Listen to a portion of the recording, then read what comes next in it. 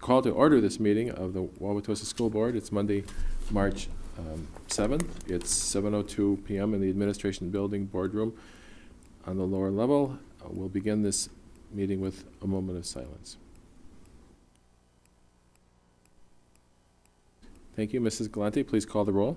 Mrs. Fee? Here. Mr. DeRose? Here. Mr. Croner? Here. Mrs. Muehlfeld? Here. Mrs. Randall? Here. Mrs. Rios? Here. Mr. Meyer? Here.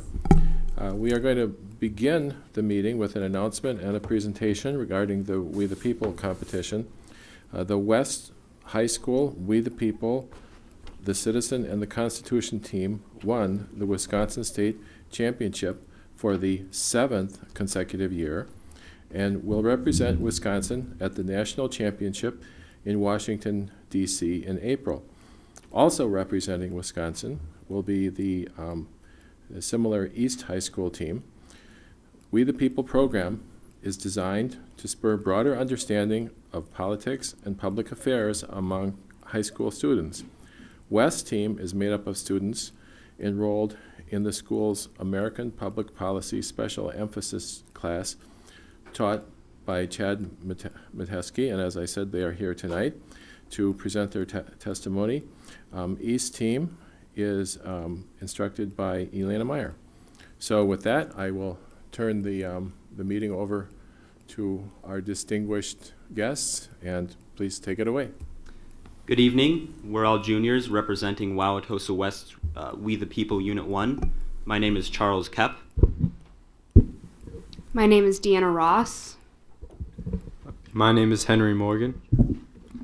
My name is Mark Salamoni. And my name is Juhi Modi.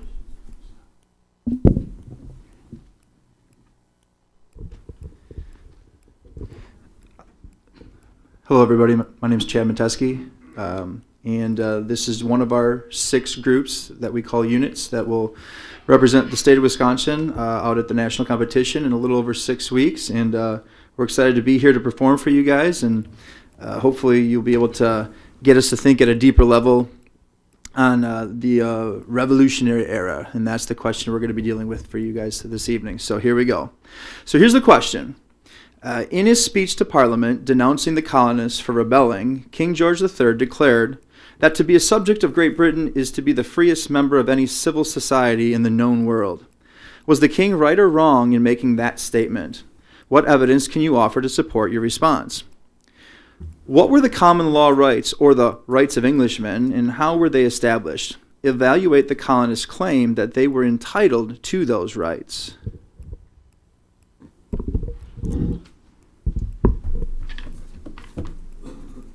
When King George called his subjects the freest members of any civil society in the known world, he was reacting to the colonial attitude that led to the battles of Lexington, Concord, and Bunker Hill.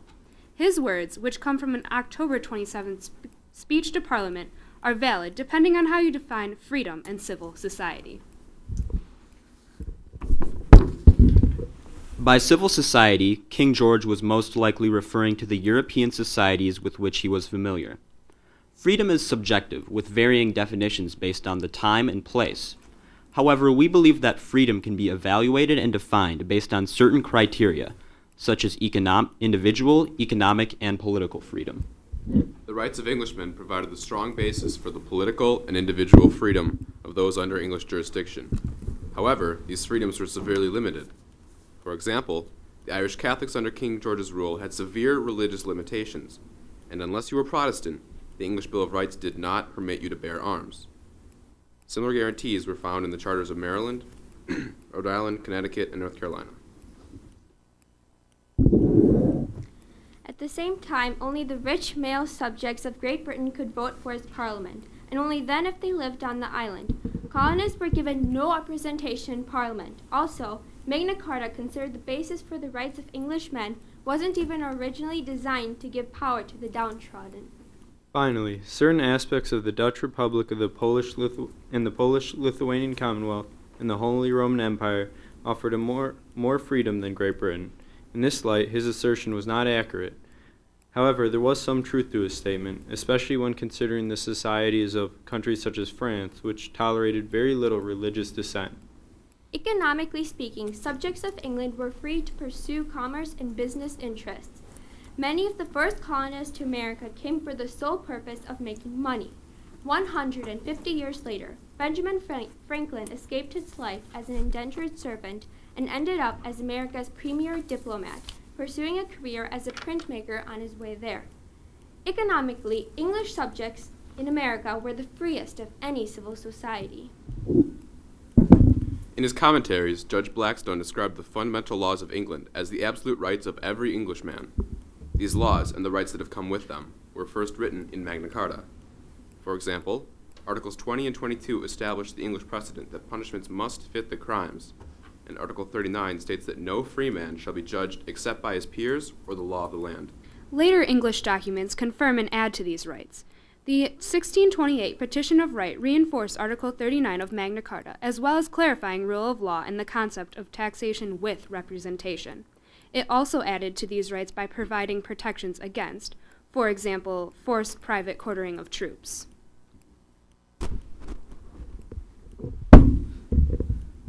The Habeas Corpus Act of 1679 protected individual liberty by preventing unlawful and arbitrary imprisonment.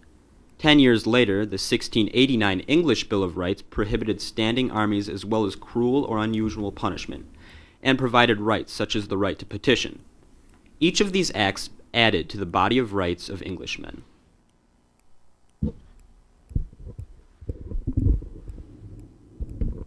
Despite what the name may suggest, English legal precedent extended these rights to other British subjects. For example, in 1608, Calvin's case applied all the rights of Englishmen to those born in Scotland after 1603. In this case, Robert Calvin, born in 1606, was decided to be a subject of England since he had been born after 1603, when King James VI of Scotland inherited the throne of England.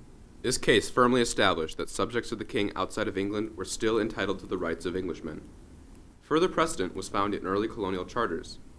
For example, the 1606 Virginia Charter established that the people born and residing in Virginia have and enjoy all liberties, franchises, and immunities of Englishmen. Similar guarantees were found in the charters of Maryland, Rhode Island, Connecticut, and North Carolina. For the most part, colonists viewed Parliament and Great Britain favorably, though that began to change as England began to tax colonists to pay for the French and Indian War in the mid-18th century. Even if other countries offered limited freedom in certain aspects of life, Americans didn't view the Parliament as an oppressive institution. According to Benjamin Franklin, it was seen as the greatest bulwark and security of liberties and privileges. We are now ready for your follow-up. Okay, so at this point, if you got questions to fire away right off the bat, feel free to go ahead. I do have a couple, if you want a little warm-up session to get the juices flowing. I could throw a couple of them that I just hand wrote here. They don't even know what I'm about to ask. So. Are there any questions from the board, from the directors, Dr. Ertl? I'll even entertain questions from the gallery. Sorry, but unexpected pressure will help you in your competition. So is there anybody who would like to ask them a question? I'll ask one. Okay, thank you, Mrs. I think this is an easy one for you. How are the fundamental rights of Englishmen reflected in the laws of the United States today? Well, many of the fundamental rights of Englishmen. Many of the rights of Englishmen are established by historical English documents such as Magna Carta, and these are documents that establish many due process rights, rights to a trial by jury, guarantees that the punishment must fit the crime and no one can be subject to cruel and unusual punishment. And these are reflected quite clearly in the U.S. Constitution, particularly with our Fifth and Sixth Amendments.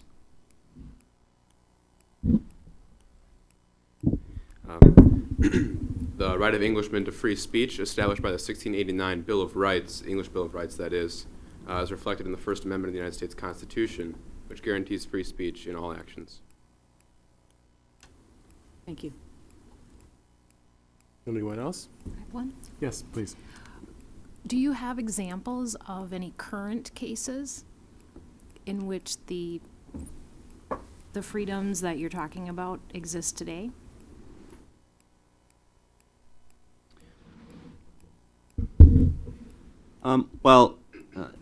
it's very difficult to find the existence of precedents from hundreds of years ago, but historically in the United States, questions of due process come up quite frequently in court cases. For example, with the court case Miranda v. Arizona, it was established that someone placed under arrest had to be made aware of their due process rights. Also, habeas corpus rights have been under attack, some might say, with the existence of the Guantanamo Bay Detention Center. For example, cases such as Rasul v. Bush deal with the issue of the rights to due process that people have in America. Thank you. Mr. Cronin, please. I have one little bring a modern question also. With the advent of the war on terror and the development of cameras in cities for security and the NSA collecting data on phone calls and activity on the internet, do you feel that's an erosion of freedoms in the United States?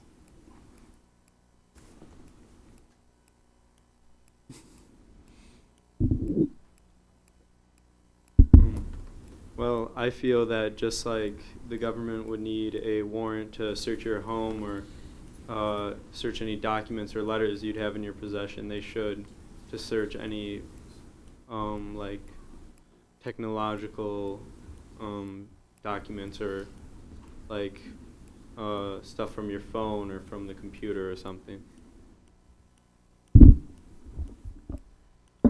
On the other hand, times have changed, technology has changed, and subversive activities are not only conducted through person and through letters, and no longer even through emails necessarily.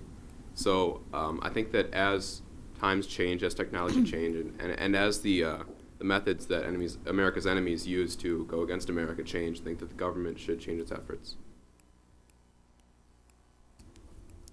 Mrs. Randall? How do you think it came about that other countries, like you mentioned Scotland, were allowed the freedoms of England?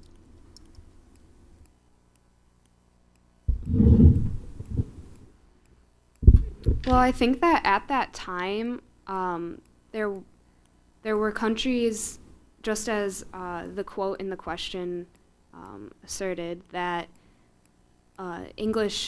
Englishmen did have a lot of rights at that time. Other countries, such as Scotland, were under British rule, but they had been put down by the British. And they didn't have as many rights as Englishmen did. However, at the same time, countries such as France didn't offer a lot of rights to their people.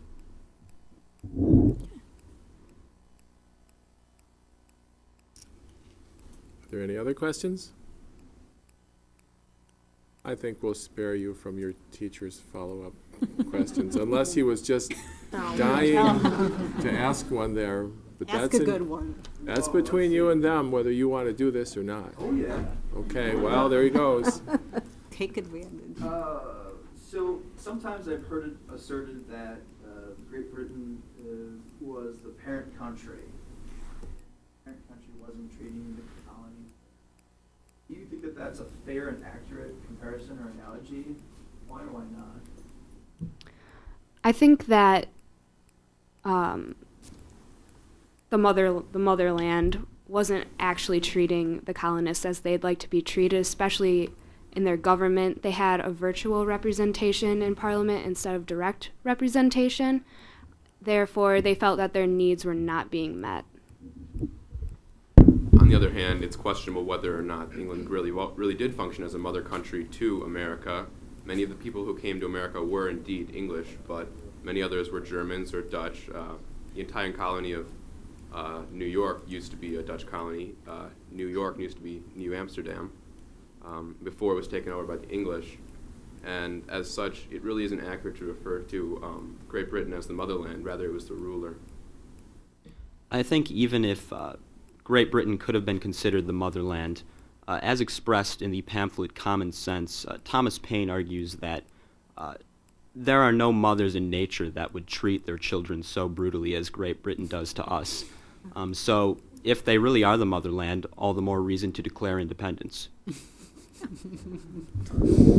At the same time, the British did help the colonists fight the French and Indian War. One last question. I guess there's so many different things that were going on in the colonies. Do you feel that there was a particular sparking point that was the point of no return with reconciliation? So what would that be, and why do you think what you think? I personally think that there could not have been reconciliation at that time, and I also think that there wasn't one event that set the colonists off. I think that it was a long train of abuses.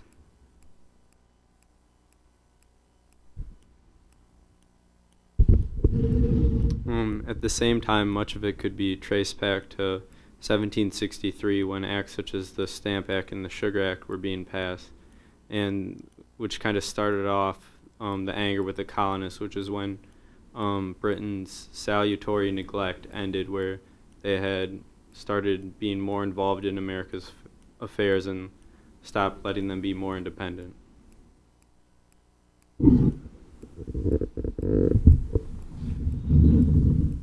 And addressing reconciliation, I really don't think that there possibly could have been reconciliation. Both sides, Great Britain and the colonists, both made attempts at reconciliation. In Great Britain with the conciliatory resolution, which was an attempt to stop any possible war by ensuring that the colonies would be loyal to Great Britain, and from the colonist side with the Olive Branch Petition, which was yet another attempt to hopefully avoid any possible war.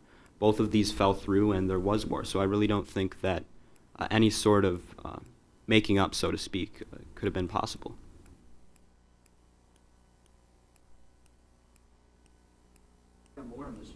I said it's between you and them, so I wouldn't want to interfere between this. If anybody else has another question from the crowd? Yes, please.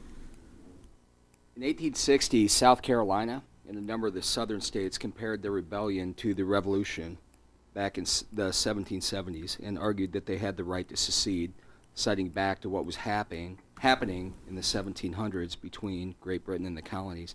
How do you distinguish between that? Did the southern colonies have the right to secede then, or what was the difference between that?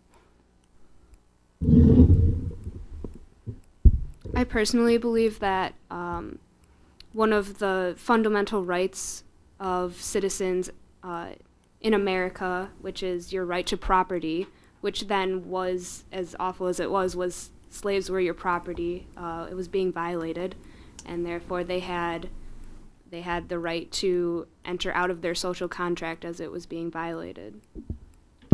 On the other hand, America has had a history of dealing with people who want to break away. For example, the 1832 nullification crisis, in which South Carolina and a number of other states thought that they could use their legislatures to ignore laws of Congress. And when Congress said that they couldn't do that, they tried to break away from the entire nation. That failed ultimately. I think that established the precedent that no, you could not break away from the Union. I believe that the southern states were not justified in their separation from the U.S. because in Article 1, Section 10, Clause 1 of the U.S. Constitution states that there cannot be any confederacy formed within the United States of America. The colonists had also tried every possible way they could have to gain their kind of autonomy from Britain. They sent agents over, they sent diplomats, they sent petitions directly to the king, which were often ignored and not addressed at all, whereas the southern states had representatives in Congress that they could have worked for, and if the country as a whole was moving toward the abolition of slavery, then, well, and the majority viewed that it was going to end, then there was nothing they could do about it.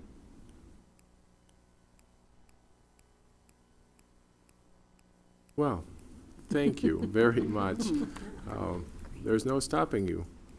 You had an answer for everyone. So may I say, please, what you are doing is remarkable. And the Wauwatosa school community is so very proud of you. So we are grateful that you are ambassadors of our school district in Washington, D.C., and we wish you the best of luck. Thank you. Thank you.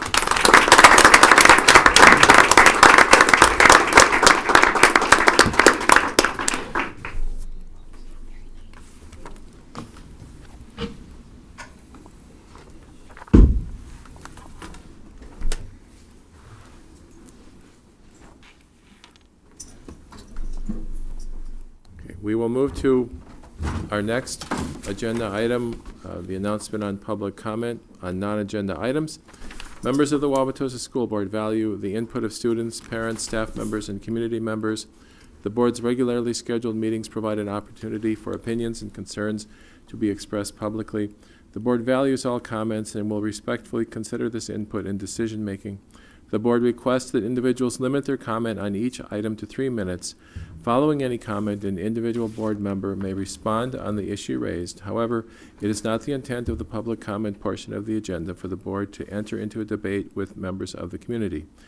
Because non-agenda items are not publicly posted in advance, no action will be taken on public comment regarding non-agenda items this evening. Is there any comment on non-agenda items? Seeing none, I will move to approval, or we shall move to approval of the consent agenda. Are there any items on the consent agenda which board members would like to remove for separate discussion and action? Seeing none, may I have a motion to approve the consent agenda? So move. Thank you, Mrs. Randall. Is there a second? Second. Thank you, Mrs. Fee.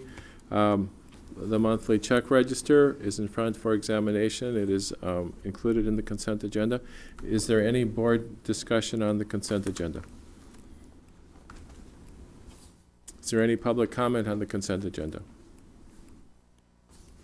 Seeing none, Mrs. Galante, please call the roll. Mrs. Fee? Yes. Mr. Giroux? Yes. Mr. Croner? Yes. Mrs. Muehlfeld? Yes. Mrs. Randall? Yes. Mrs. Rios? Yes. Mr. Meyer? Yes. We will now move to action items. There is a superintendent's resolution on Wisconsin Senate Bill 619.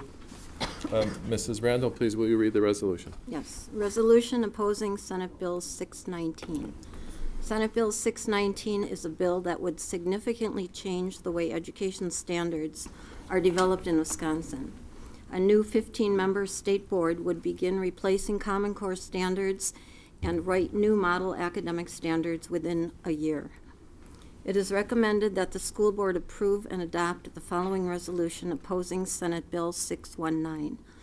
Whereas the Wauwatosa School District is committed to providing a world-class education for each of our students, and whereas Senate Bill 619 would render useless locally developed curriculum and instructional resources in the areas of math and English language arts, currently locally developed formative assessments, and recently purchased textbooks and digital content, as well as resources of time and money dedicated to the development of our standards.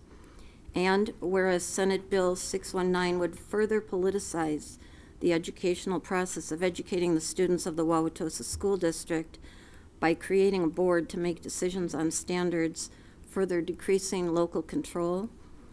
And whereas Senate Bill 619 would undoubtedly delay the statewide testing system known as the Smarter Balanced Assessment, which has been piloted in the Wauwatosa School District.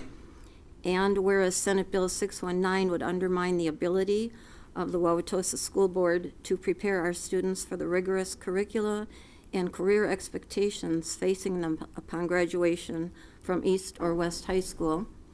And now therefore be it resolved that the Wauwatosa School Board firmly expresses its strong opposition to Senate Bill 619 or any legislation that further disrupts the progress to locally developed standards and curriculum, and urges all members of the state legislature, and in particular those representing areas of the Wauwatosa School District, to oppose such legislation. And I so move. Thank you, Mrs. Randall. Is there a second? Second. Mrs. Muehlfeld, thank you. I'm going to begin by asking Dr. Ertl to make a statement Dr. Ertl, as the representative of the school district, attended the Senate hearing in Madison on this matter, and he may have some observations regarding that trip, and I'm sure he has some observations regarding the reasoning behind this resolution. So, Dr. Ertl, please go ahead. Thank you. As the students were sitting there, I was trying to frame a question related to the Common Core and colonial times for them, but I decided not to. But I think with the Common Core, there's a lot of, obviously, arguments for, against, people on different sides and different beliefs of why it should or shouldn't be moving forward. And I think, and I know our hearing with the Senate Education Committee kind of is an indicator that people can talk a lot about them. For me and for a lot of the discussions I had, I look at the Common Core, and this was several years ago that we started moving down the path of working with the Common Core and developing standards and curriculum. And I think it comes down to an issue of local control. While one of the senators made a comment during the hearing that, well, even if we adopt this board, the local school board can still do whatever they want.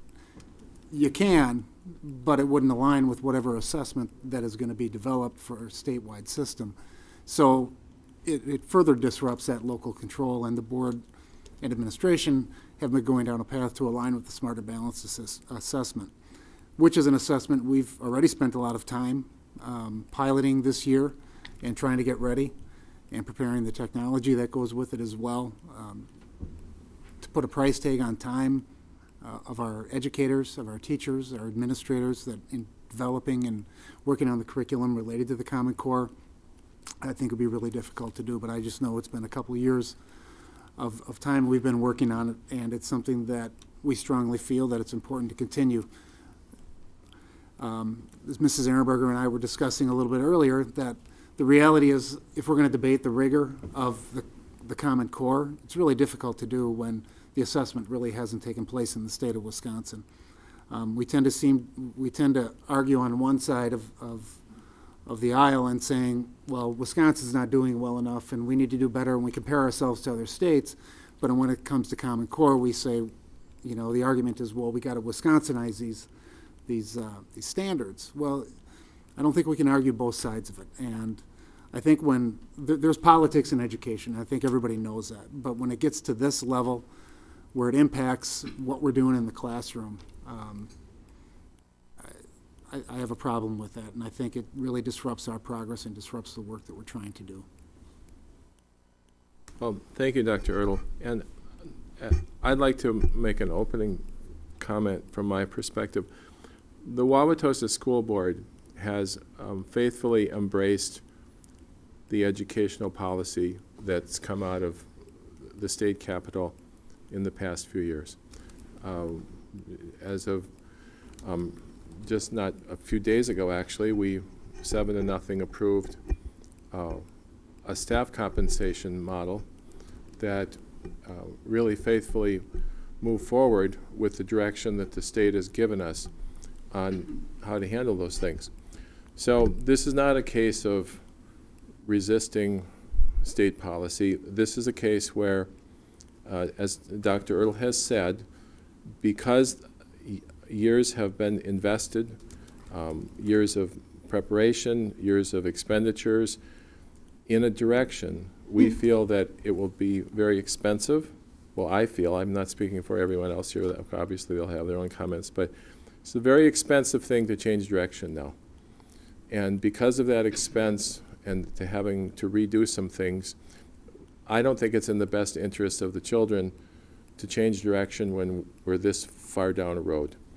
So with that, I'll open it to comment and any amendments from the board members. Mrs. Randall, please.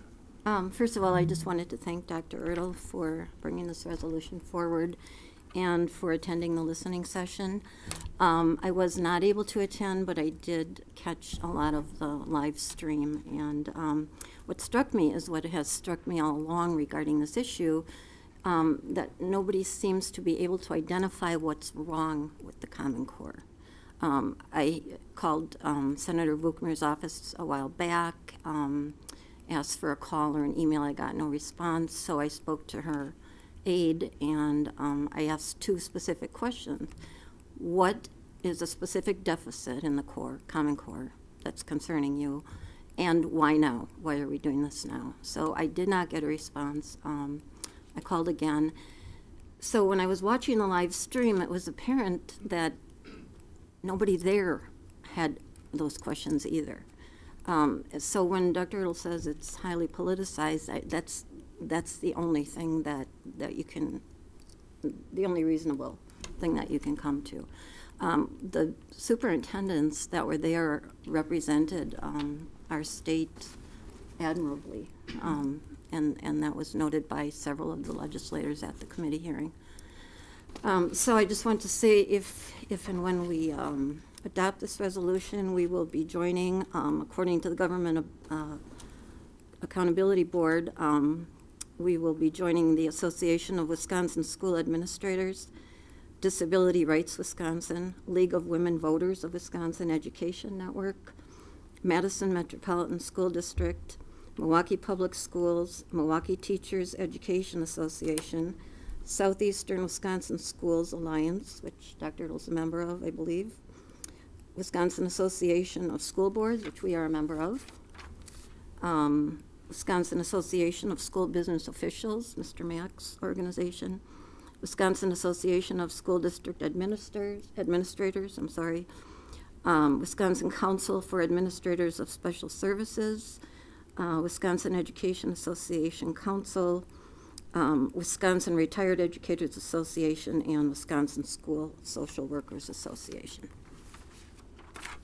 Okay. Thank you. Thank you, Mrs. Randall. Is there any other board comment? Mrs. Rios.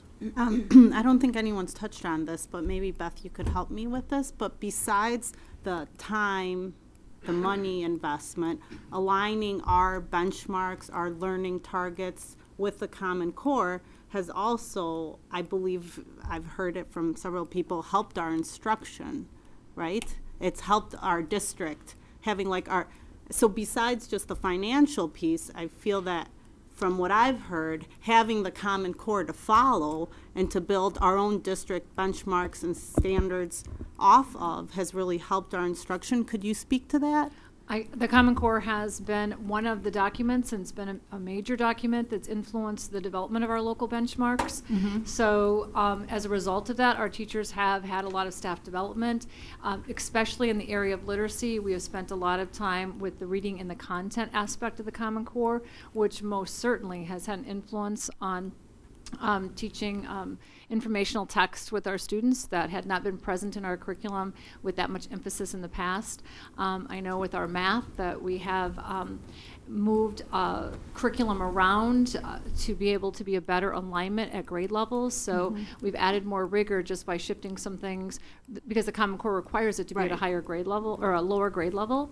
So it's been influential for us, and we have certainly used it as a research-based document to inform what we would do locally to prepare, not just for assessments either, but just to be able to provide more rigorous and effective classroom instruction. So it's influenced curriculum and instruction in our district. Right. Thank you.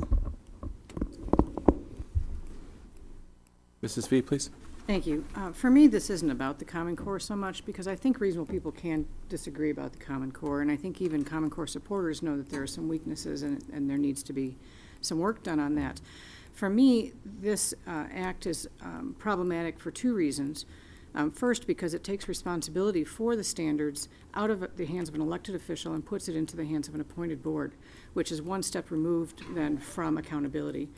You might say that the superintendent of public instruction isn't really accountable, but he is an elected official and can be removed if that is the will of the populace. So, but this board, as proposed in 619, is appointed, and they're accountable really to no one, and that's a big problem for me. The other issue is, as touched upon by Dr. Ertl, it's, and I think Mr. Meyer, uncertainty for our students, and that's really the most important thing, because we have one set of standards now, which is different than what we had a few years ago, and if this board goes into effect, there could be a third standard, and it's uncertainty for our children, and I don't think that's beneficial for their education. So I might quibble with the wording of this, and I'm not going to discuss Common Core, but I think for those two reasons, I would support the resolution. Thank you, Mrs. Fee. Is there any other board comment? Is there any community comment? Yes, please come to the microphone and state your name and your address. And I'm supposed to politely, gently remind everyone to speak into the microphone. Hi, my name is Joanne Shansky, and I live at 2030 Church Street, and I'm a member of Grassroots TOSA. And I'd like to start by thanking you all for your service, and we really do appreciate what you do, and I think we don't say that enough, but I know it's a real commitment of time and effort on your part. So we do appreciate that. I'm a retired technical education teacher, and I have not had direct involvement with the Common Core standards, but I am very concerned about SB 619, and I firmly believe that academic standards should be determined by educators, not politicians. Our Senator, Leah Vukmir, is a chief sponsor of this bill. She is a nurse. How is she qualified to determine educational standards? If I was in the legislature, I would not presume to be qualified to set nursing standards. This bill will undo years of work of Wisconsin educators and millions of dollars spent aligning Wisconsin curriculum to Common Core standards. The endorsements favoring Common Core have been overwhelming, including students, parents, teachers, the UW system, business groups like the Chamber of Commerce and the Wisconsin Manufacturers and Commerce, as well as the editorial boards of a number of newspapers. It's worth a look who is behind this bill. According to an AP article, the only groups that registered to lobby in support of the bill as of last Thursday morning were the National Conservative Tea Party-aligned group, Americans for Prosperity, and the anti-abortion group, Wisconsin Family Action. And I ask, what do these groups have to do with education? This bill enjoys only narrow support by some partisan politicians. It is not a popular bill. I hope you will send a strong message that we will not allow our school curriculum to be taken over by the politicians who happen to be in power in Madison at this time. If this bill is passed, does that mean that every time a different party gains control in Madison, the standards will be rewritten? What effect will that have on our students? We have such good public schools in Wauwatosa. There's always room for improvement, but this bill is not the answer. This is a slippery slope to losing local control. Let's do what's right for our students and their future, and I strongly urge you to pass the resolution. Thank you. Thank you for your comment. Is there any other community comment? Yes, please come to the microphone.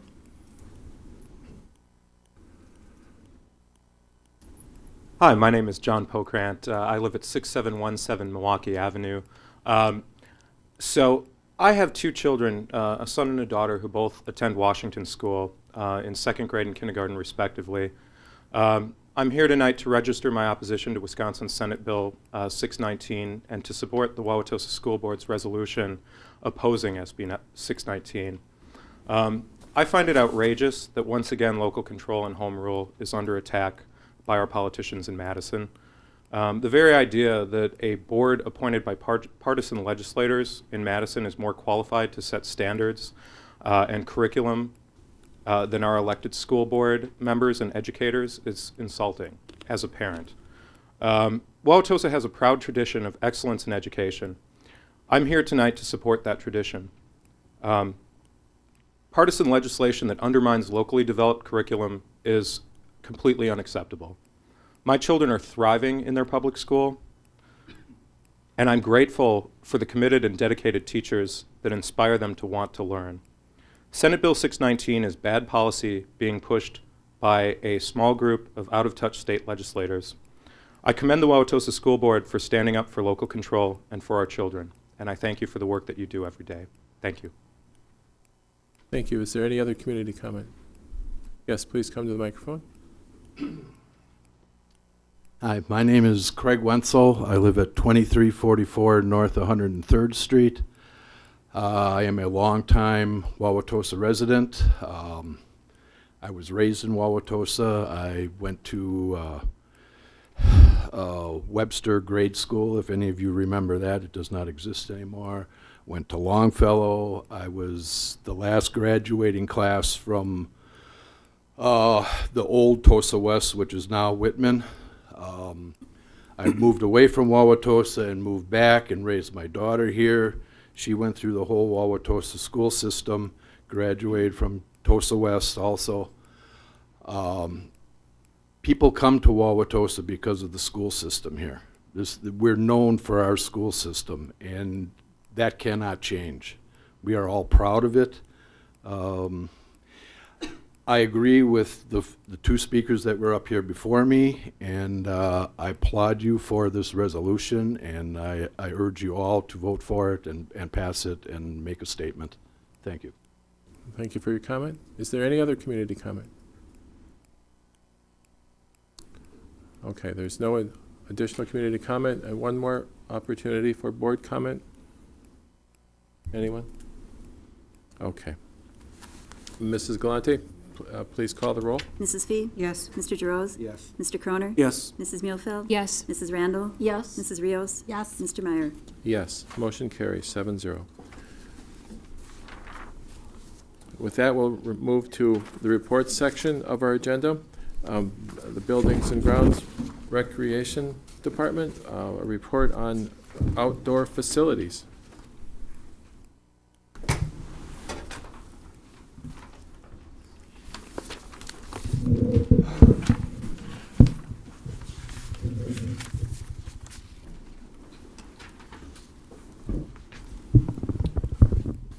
Good evening. My name is Tom Kolcheski. I'm the manager of Buildings and Grounds for the Wauwatosa School District. My name is Mike Wick. I am the Director of Recreation for the Wauwatosa School District. Thank you for allowing this opportunity to give an updated report on the outdoor facility administrative report. What this is really is an update to 2006. There's an administrative report. It's really the basis of this. And for us doing this report, that report was such a benchmark and it was so detailed, and it provided a great history and a great vision of future projects that we're honored to work with that. We strongly, that report was a very strong basis for what we're doing. And you look through that report, there's so many projects that have been done. It was time to update that report. So, so we're here with that. So the first part, we have a slideshow that paraphrases your packet. We'll run through the first part is,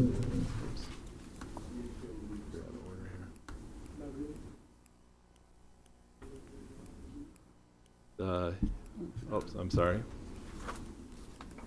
Skipped one. The history of improvements, we'll run through it. The first one, we'll go in alphabetical order, Brightlow Field. In 2000, we had the restrooms, concessions, storage building. In 02, there was some updated playground equipment. And then last year, 2013, is when the picture there, we added the baseball field, put the field turf on the infield, added the youth diamond and the storage shed and the that. So moving on, East High School would have been in 06, we had irrigation to the north area. Longfellow Middle School in 1990, we improved a west softball diamond. And again, in 2012, we did further improvements on that diamond, adding fencing and seating. And that's where, even though it's at Longfellow, and it's on the west side of Longfellow, it's where Wauwatosa East plays. That's confusing. The next one, Underwood, in 1990, we upgraded the baseball diamond. Now we go to the Wauwatosa West area, and it starts in 96, constructed a youth baseball diamond. In 98, reconstruction of the track, irrigation installation on the football field area. 02, installed new bleachers in a press box area. In 03, regraded all the turf areas north of the stadium. 05, installed the lighting for the stadium. 2009, constructed the restroom, concessions, and storage building. 2010, resurfaced the track. 2011, the tennis courts. In 2012, we upgraded that softball diamond so then Wauwatosa West girls could play there. Similar updates that we did at Longfellow. I'd just like to point out on those, there seems like a lot of improvements there, which there was. Most of those were basis the 06 report, started all those. So the 06 report identified the majority of those, and then they were taken care of in due time. Next area, we are Whitman Middle School. In 94, constructed the soccer field, which we'll talk about later. 97, constructed 2 softball diamonds. Those softball diamonds house recreation activities every night. They'd also serve for youth league and for some high school play. 99, the lighting of those softball diamonds. 99, refurbish those tennis courts. 2000, along with the west side, constructed the restrooms, concessions, storage building. In 09, added irrigation. So one thing we'd just like to read off and this was the same as the 06 report. We thought it was excellent wording. And we present this report as an update to the athletic field planning report presented to the Wauwatosa School Board on April 24th of 2006. After reviewing the 2006 report, evaluating our facilities, soliciting feedback through survey opportunities, in-person discussion with district administration, building administrators, internal user groups, and external user groups, we're confident this report provides a map for future outdoor facility improvements within the Wauwatosa School District. We concur with the 2006 assessment that determined priority must be given first to school district athletic programs, second to recreation department programs, and finally to additional community use. Flip the slide for me.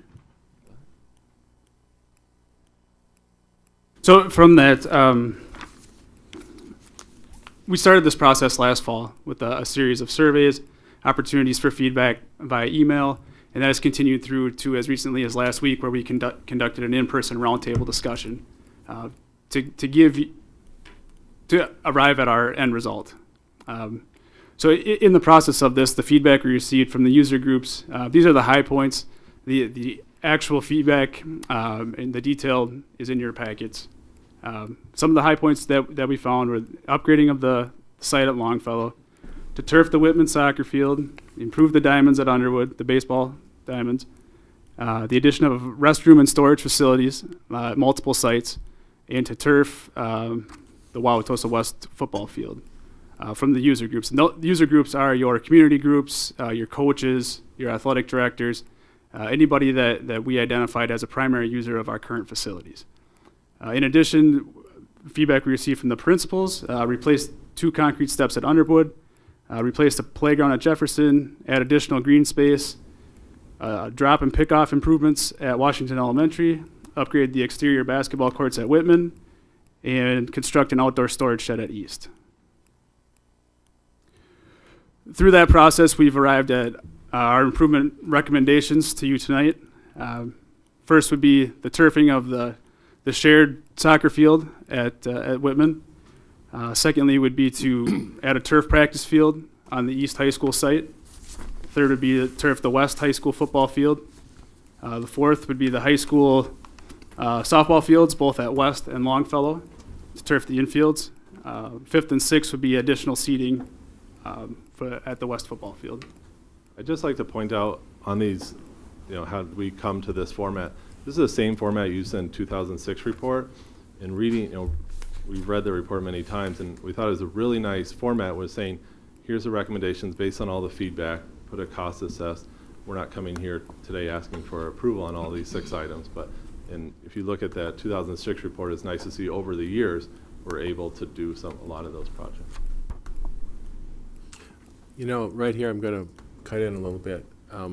With the sequence of the priorities, is that the numbering, that is your recommended sequence? Yes.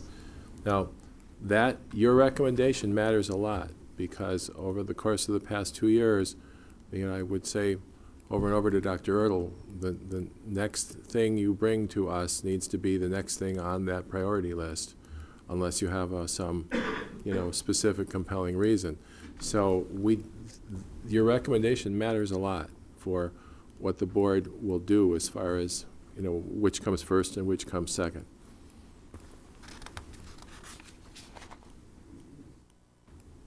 Other miscellaneous improvements that we as a group identified, expanding the parking lot at East, adding a kindergarten structure here at Fisher, resurfacing the exterior basketball courts, turfing a youth soccer field, again at Fisher, at the Jefferson Elementary School, replacing the main playground structure, improving the site west of the Longfellow Middle School, replacing the kindergarten playground structures at Madison and Underwood, reconditioning the infields of Underwood, regrading the soccer field that's there, replacing the kindergarten playground. At Whitman now, we will replace the basketball hoops and potentially light the soccer fields at West and Longfellow sites. So those weren't put in any specific order, as we felt we picked out the top 6 priorities and brought them to you tonight. I'd just like to note, just thinking about your question when Mike was talking here, the one change that we could get, looking at this project for, say, Jefferson, for example, the main playground, if in the next months or 6 months or 8 months, if something breaks, or there's a more urgency for a safety reason, I think that at that time we'd bring something like that to the board. So we look at this kind of, they did back in 2006, is here's our report today, March 10th. Well, and, it's, your recommendation is not written in stone. Of course, you can change it. The point to the board following the recommended sequence was similar to our discussion about the Senate Bill SB 19.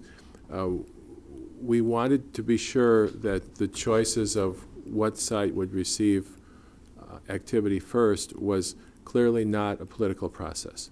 That the board was embracing the recommendations of the professionals who knew what it was the kids needed next. And that was our board policy direction.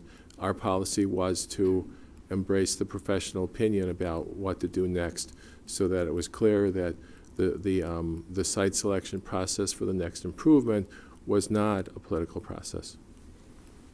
With that being said, though, I'm going to ask Mr. Kolczewski to talk a little bit about some feedback from East High School related to the timing of, because we had some discussion, so if we're talking about those recommendations, this might be a little twist on it. It could have an impact on it, but I think it merits further discussion. Sure. Administratively as well. I'd like to say, on these recommendations, for one, we're not putting the timeline on these recommendations. We're saying the recommendation. But the timeline on these recommendations did throw a little twist. The doctor talked about the Wauwatosa in the last Wednesday. We've had multiple times for feedback from all these groups, either email, discussion. Last week we had kind of a final roundtable. If you want to come, we actually had it right here. It's your kind of final time. Feedback we had from Wauwatosa East High School Athletic Department was that they did not feel if we did let's just say we did each one of these 1 year at a time. By doing the Whitman soccer field, they were opposed to us doing that and not doing the East practice field at the same time. They thought that gave them a competitive disadvantage. So I was a bit shocked, to be honest. I'm not a soccer expert, but that's what the athletic department said, that she said, followed up saying she would be opposed, along with the coaches would have problems if we did the Whitman soccer field 1 year and they had to practice on grass and then play on turf. So that was interesting. We still feel for the betterment of the kids, this would be the order, but a lot of times, we ask the athletic directors, we want their input in anything we touch with sites. And maybe, a lot of times everyone has different perspectives, and that was the perspective of, her department, her coaches, her building. So with, when we talk about years, that is something when we look to doing actions, definitely something we take into account. Now, just to clarify something, the soccer field, I know this, so it's a setup question for the obvious answer.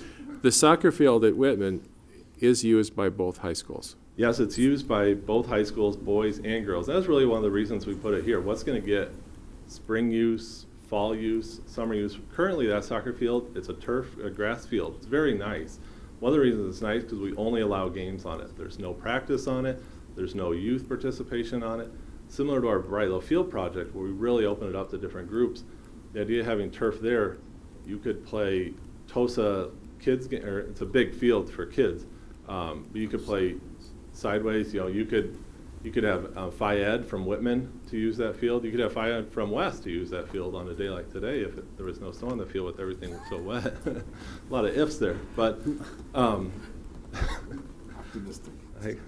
got to laugh at them. So so it's a hugely used field. We think all summer, I've only been here less than 2 years, and the amount of questions I get, hey, can we rent that field in July? Can we use that field in June? And the answer is no, because we want it to be really good for our varsity team. So to be able to use, and that's why we picked it, that you can impact both high schools, and both boys and girls soccer. So in my opinion, it was a no-brainer. The East site has a lot of advantages too. You talk about FIED, talk about band. Band's a big user of fields that some people don't take into account. We always try to. You have limited green space there, so anytime you can make a green space, usable, more usable. Like I said, FIED, soccer, football practices there at East, a variety of things to practice there. The one thing though, if we would turf Whitman, I think it was fair to assume all the users would assume, both athletic directors, West would have the advantage, they could walk over and use it as a practice. They currently practice next to it in a lesser soccer field. They could use that. In East, feeling that they couldn't use it for practice for proximity, and so they would practice on grass, and they thought that was very disadvantaged to practice on grass and play on turf. Does that answer your question?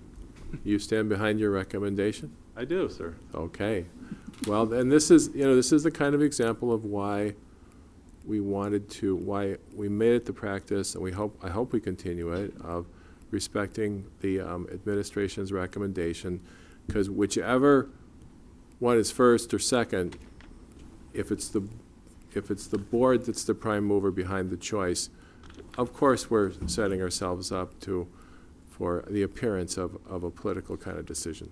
And so it's far better, to my mind, that we leave the process the way we learned to do it a few years ago. I would add, in the political, Mr. Wick and I, we don't have political ties to either one of these, very clear. But was very, very interesting, though. Republican or Democrat? We're both right down the middle. Either high school.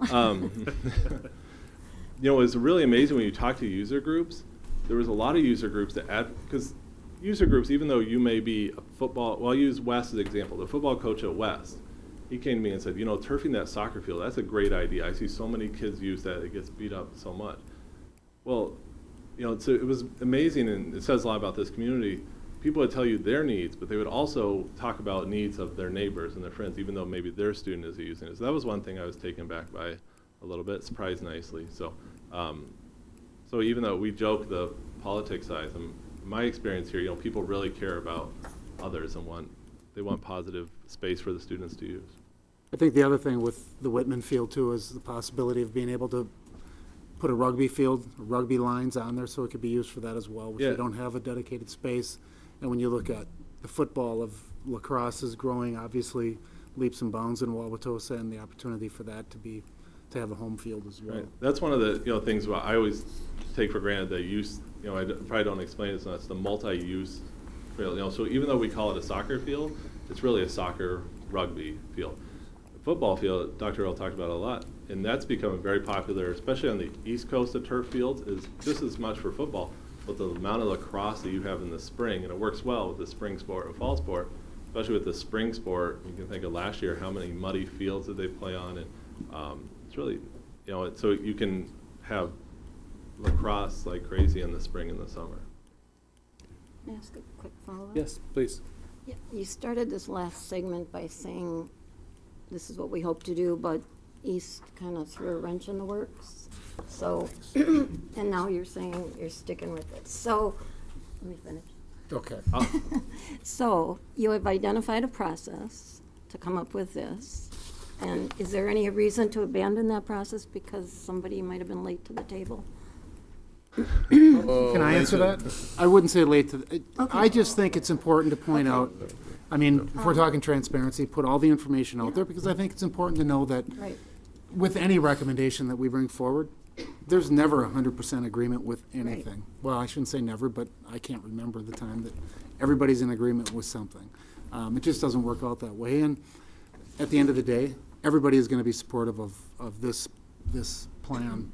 I feel strongly that everybody will support it, regardless of the timeline. And maybe there's an opportunity to accelerate the timeline a little bit. I look at those top four as very big priorities to try to move forward.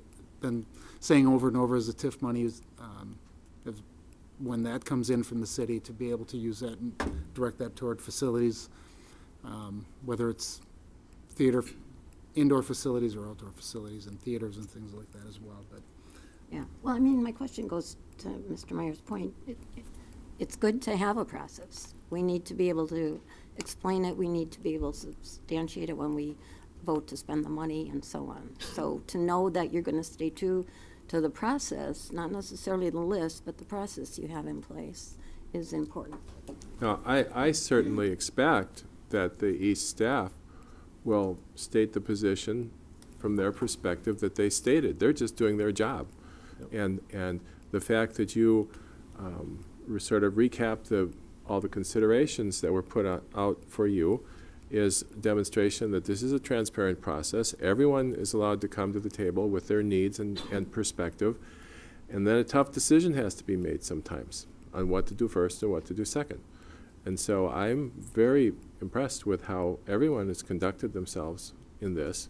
It seems to be exactly what we wanted, and the board isn't getting phone calls accusing us of favoring one side of town as opposed to another because we have a good process. Yes, Mrs. Muehlfeld. Thank you.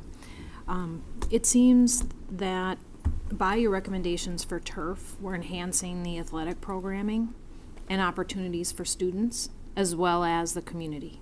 Yeah, probably the biggest enhancement, I'll use a soccer field, for example. If we turf it or not, our kids are going to be able to play on a nice field. Turf would be a little bit nicer and you could play more games, but the real benefit is the community use, the multi-use. You could play 7-year-old tournaments on that all day long. I'm sure parents will love it. So, but be able to use it all the time, similar to the baseball field. So it's a big advantage that communities use for that. And we have a infrastructure in place for reservability, if you will, so that we don't have a lot of bottlenecks, I guess, in people wanting to access the properties. We have a lot of people that, it would take the baseball fields out here, for example. We have had a number of inquiries from outside community, but we do have a process in place for a hierarchy of our priority list. And we'll take care of our high school teams first, and we'll take care of our community teams, our feeder teams, and if there's any time left, then we'll go out and solicit outside groups. My experience this fall and spring with the baseball fields has been that we never make it to that third point. Right. I would be surprised if we ever made it to that third point in moving through these projects as well. The community teams here, both on the high school and younger levels, they're dying for these extra opportunities. What turf provides us is not only a nice playing surface, but that playability becomes so much more. It rains, we don't have to take days off or a night off. We wait till the rain clears and we play. It really is it's the way to go. Thank you. From a maintenance standpoint, there is some maintenance costs of turf, but it's minimal compared to what we spend right now maintaining fields. I'm glad you said that. Can you tell me what is the difference, ballpark, and maybe you can follow up? That's a $1 million question. There's so many studies out there of how do you define this or that. I can just tell you from let's take West football, for example. If it's a Monday and it's a normal September Monday, we'll cut that field at least twice, probably 3 times before Friday night. We'll line it. I know, it's crazy. We'll line it for a freshman game on Monday, then we'll cut it, and then we'll line it again if we have like a Thursday game, and then we may even line it again. Lining it is, cutting it's only a couple hours. Lining it's a whole day process with a couple employees. And then there's the repairs to it. If there's divots, there's the fertilization to field. So it's, I've read a lot of those studies. I'd be glad to present some. I find a lot of holes in those studies. They're really taking some assumptions, but it's not necessary. From my crew, from man hours, it's a killer. Understood. I don't know that this is a question for you, but with funding, Dr. Ertl, are you thinking this will be mostly district funded, or are we able to rally the community around some of these projects for donations, and if they so choose to? if people choose to, we're always willing to accept donations for anything. I mean, I've several projects I'd be willing to accept donations, but no, we're looking, I mean, it's community money, our taxpayers' money, and looking to invest in our facilities. And I know the city, I'm going to go off of your question a little bit, but I know the city is also really trying to invest in facilities as well, and we're working together with them and meeting next week to look at all of our outdoor facilities as a community, because it's important. I think it's important as a message to send about, you know, it's still my goal when people move to the Milwaukee area, they move into Wauwatosa because of the schools and because of the city. And some people move for facilities, some people like the older buildings. I mean, there's a lot of different reasons, and if we can hit as many of them as possible and really build up our schools, build up our community from a facility standpoint, that's just one component. So I think the investment pays off short-term and long-term. Thank you. Yes, Mrs. Randall. I don't, are you going to talk separately about the building principal recommendations for the elementary schools, or can I ask that now? Okay. We kind of breezed through them there, lumped Okay. together with all principals. Yeah, I'm looking at Underwood, and she's stating I need improvement on the courtyard stairs leading to junior kindergarten, first and second grade classrooms. The stairs are crumbling and the steel rebar is visible. Since the doorway is an important point of access for the playground and fire drills, and it's our very youngest students using the stairs, it's concerning. Other access points are either further away or lead to parking areas. I don't see that anywhere in the realm, so. Good question. We actually, that'll be shortly a capital project we'll be bringing forward for the 2014-15 budget. Okay. We're doing design right now. We can finally Okay. shoot measurements in the snow. So Okay, we'll be taken great, care of. thanks. All right. I think is there more presentation if we let you do it? Oh, we're it. That's Any it. more This was a questions? Good break point. All right. Are there any? Yes, Mr. Croner. Thank you. I didn't know if you were finished or not. The way you wrote your report, I wasn't sure you used the word turf, whether you're putting new sod down or artificial turf. So I would suggest maybe before you make it more public that you make it more clear that you're putting artificial turf down. The one thing that concerns me about this, and I value the work that you do, you've made strong recommendations in the past, and I know this is a solid report.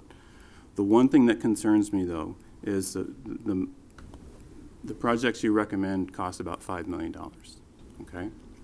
If I add up all the small projects that you're not recommending as far as resurfacing basketball courts, fixing kindergarten playgrounds, all of that sort of thing, that adds up, if I did my math right, around $400,000. So my question is, the small projects affect a lot of people. So why aren't those small projects one line item in your priority where we could just take care of all those things at once? That's a good question. What we really focused on when we give the recommended projects was the big dollar projects we talked about. Now, one of the reasons we did not do recommended project and miscellaneous projects in order off the recommended projects, because of what you just said. We said we're not going to bring forward replacing a play structure if it's, you know, play structures are kind of one of the things that I really enjoy, the safety of them. I identified those that in the next 5 years probably need to be replaced. Now, am I not going to bring that to the board in a capital project because it's not one of those priority sections? No, that's why we didn't list, you know, we didn't make it 1 through 15. We made it the 6, and then the smaller projects. Here's some other miscellaneous projects that may come up before those. You know, and if looking back in the 2006 report, it was a similar structure. They had your 6 items, and for the most part, they were done in order. Then here's a whole list of miscellaneous projects, and about half of them ones that they did about half of them when, you know, budget allows for a capital project for replacing a playground here, an outdoor there. They didn't say we're not going to not do the miscellaneous because we didn't do the priority recommendation. So I really would like to give those stronger priority. I would, and for 2 reasons. One, you made the statement that for when you're going to add artificial turf to the fields, the real benefit was for the community. But students of Wauwatosa have priority over the community when improvements are made. And my other argument is that when people are looking for where they want to send their kids to school, they're very often going to be touring the elementary schools and seeing what the facilities are like. So it seems to me that it would be, for a number of reasons, a good idea to give the smaller projects higher priority to make the elementary schools look good and functional and provide great play areas for the kids that use them on a daily basis. So hopefully, I understand that some of those projects will come up as they fit in, but hopefully that just the general concept of fixing basketball courts, putting in basketball hoops, fixing playgrounds, sprucing up the elementary schools to make them safe and attractive is a higher priority than it is currently. But overall, I think it's a really good report, and I think that through your leadership and leadership in the past, the athletic facilities in the district have really made a big improvement over the years. Now, just to see how this goes, I'm going to disagree with Mr. Croner. Now, here we go. So, I'm also going to separate the concept of spruce up and safety. My presumption is safety always takes high priority. Yes. So, that's kind of a given if you're doing your job right. And to say that these are miscellaneous, I'm not hearing you say they don't have high priority.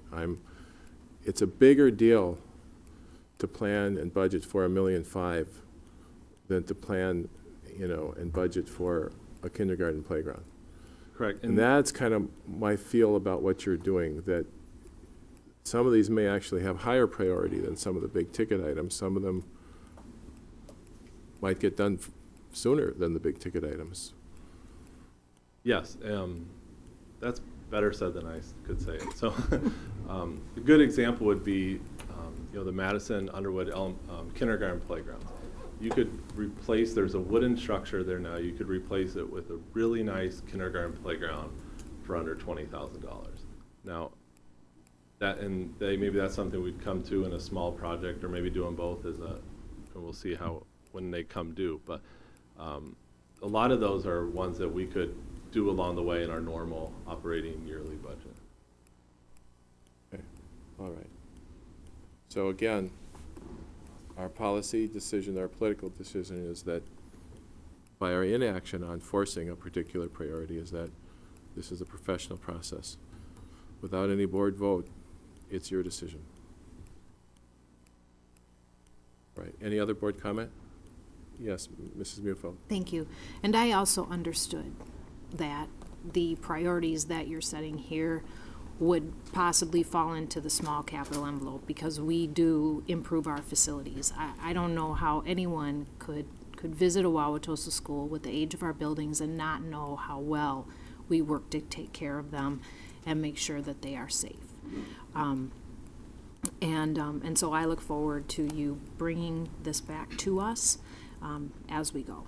Thank you. Okay. Is there any community comment? Yes, Mr. Hoyting. Mike Hoytink, 9628 Harding Boulevard. I have some personal experience with this, and before I make this comment, let me just say Mr. Kolszewski, Mr. Wick, Ms. Nedersheim have been phenomenal at this. You trusted them with a big project last year. They delivered in spades. The difference between maybe a year and a half ago and now, I would use the 3 words night and day. So when we look at the list of priorities on the board, I think there's been a phenomenal emphasis on East versus West. I want to make sure we're balancing male versus female as well. And when I look at that, number 4 on that list was Longfellow and Whitman Fields.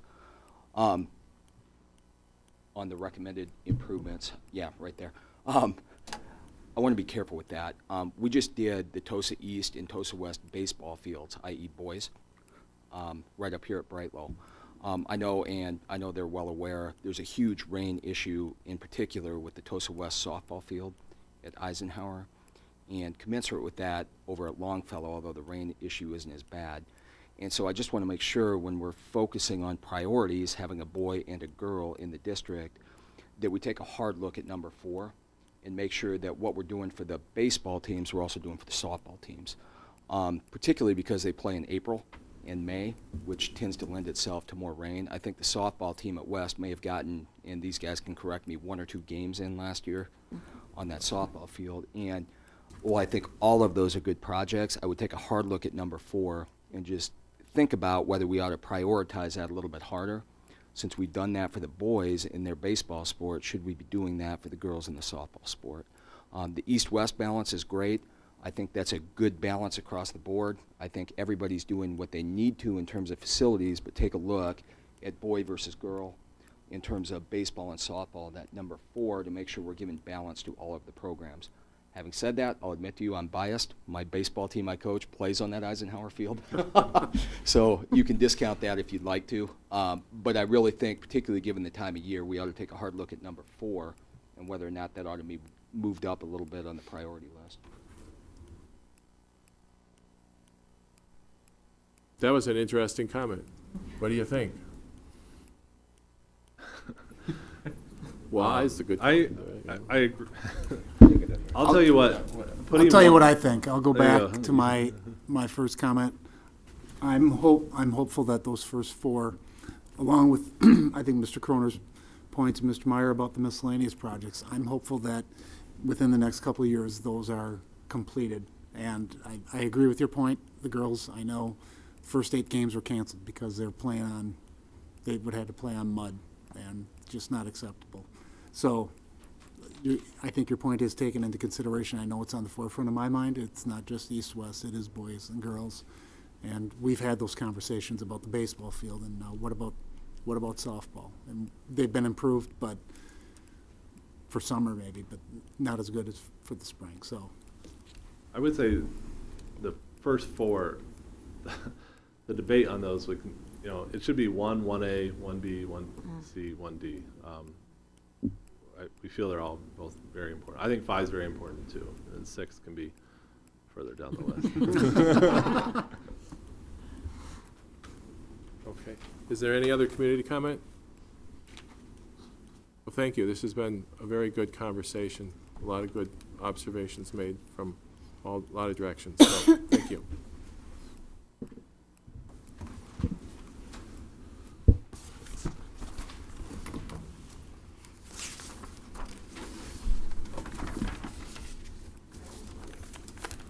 Next, we have the superintendent's report section. The first item is the safety committee report with safety coordinator Dale Weiss.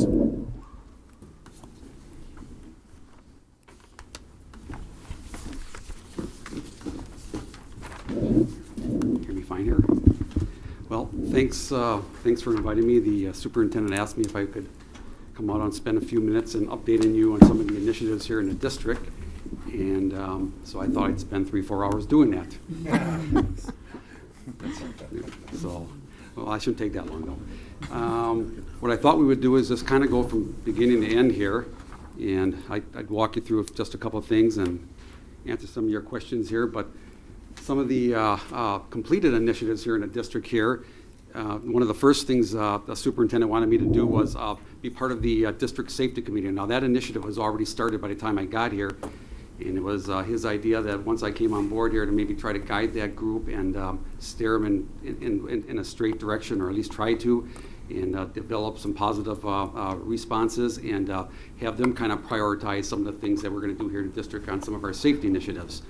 And the second thing that that you as a board and the superintendent did was create the new position. The one that I'm holding right now is district school safety coordinator. Obviously, you felt that it'd be that you wanted to go in a direction in improving safety and security in the district here, and you thought that was the way to go. And I would agree. The other things that we've done here is, since I've come on board here, is establish a good communication link between my position and the entire district staff. And we'll talk about that here in just a minute, and also between the district and the police department, and then also completed the emergency handbook procedure booklet that I'll talk about in just a minute.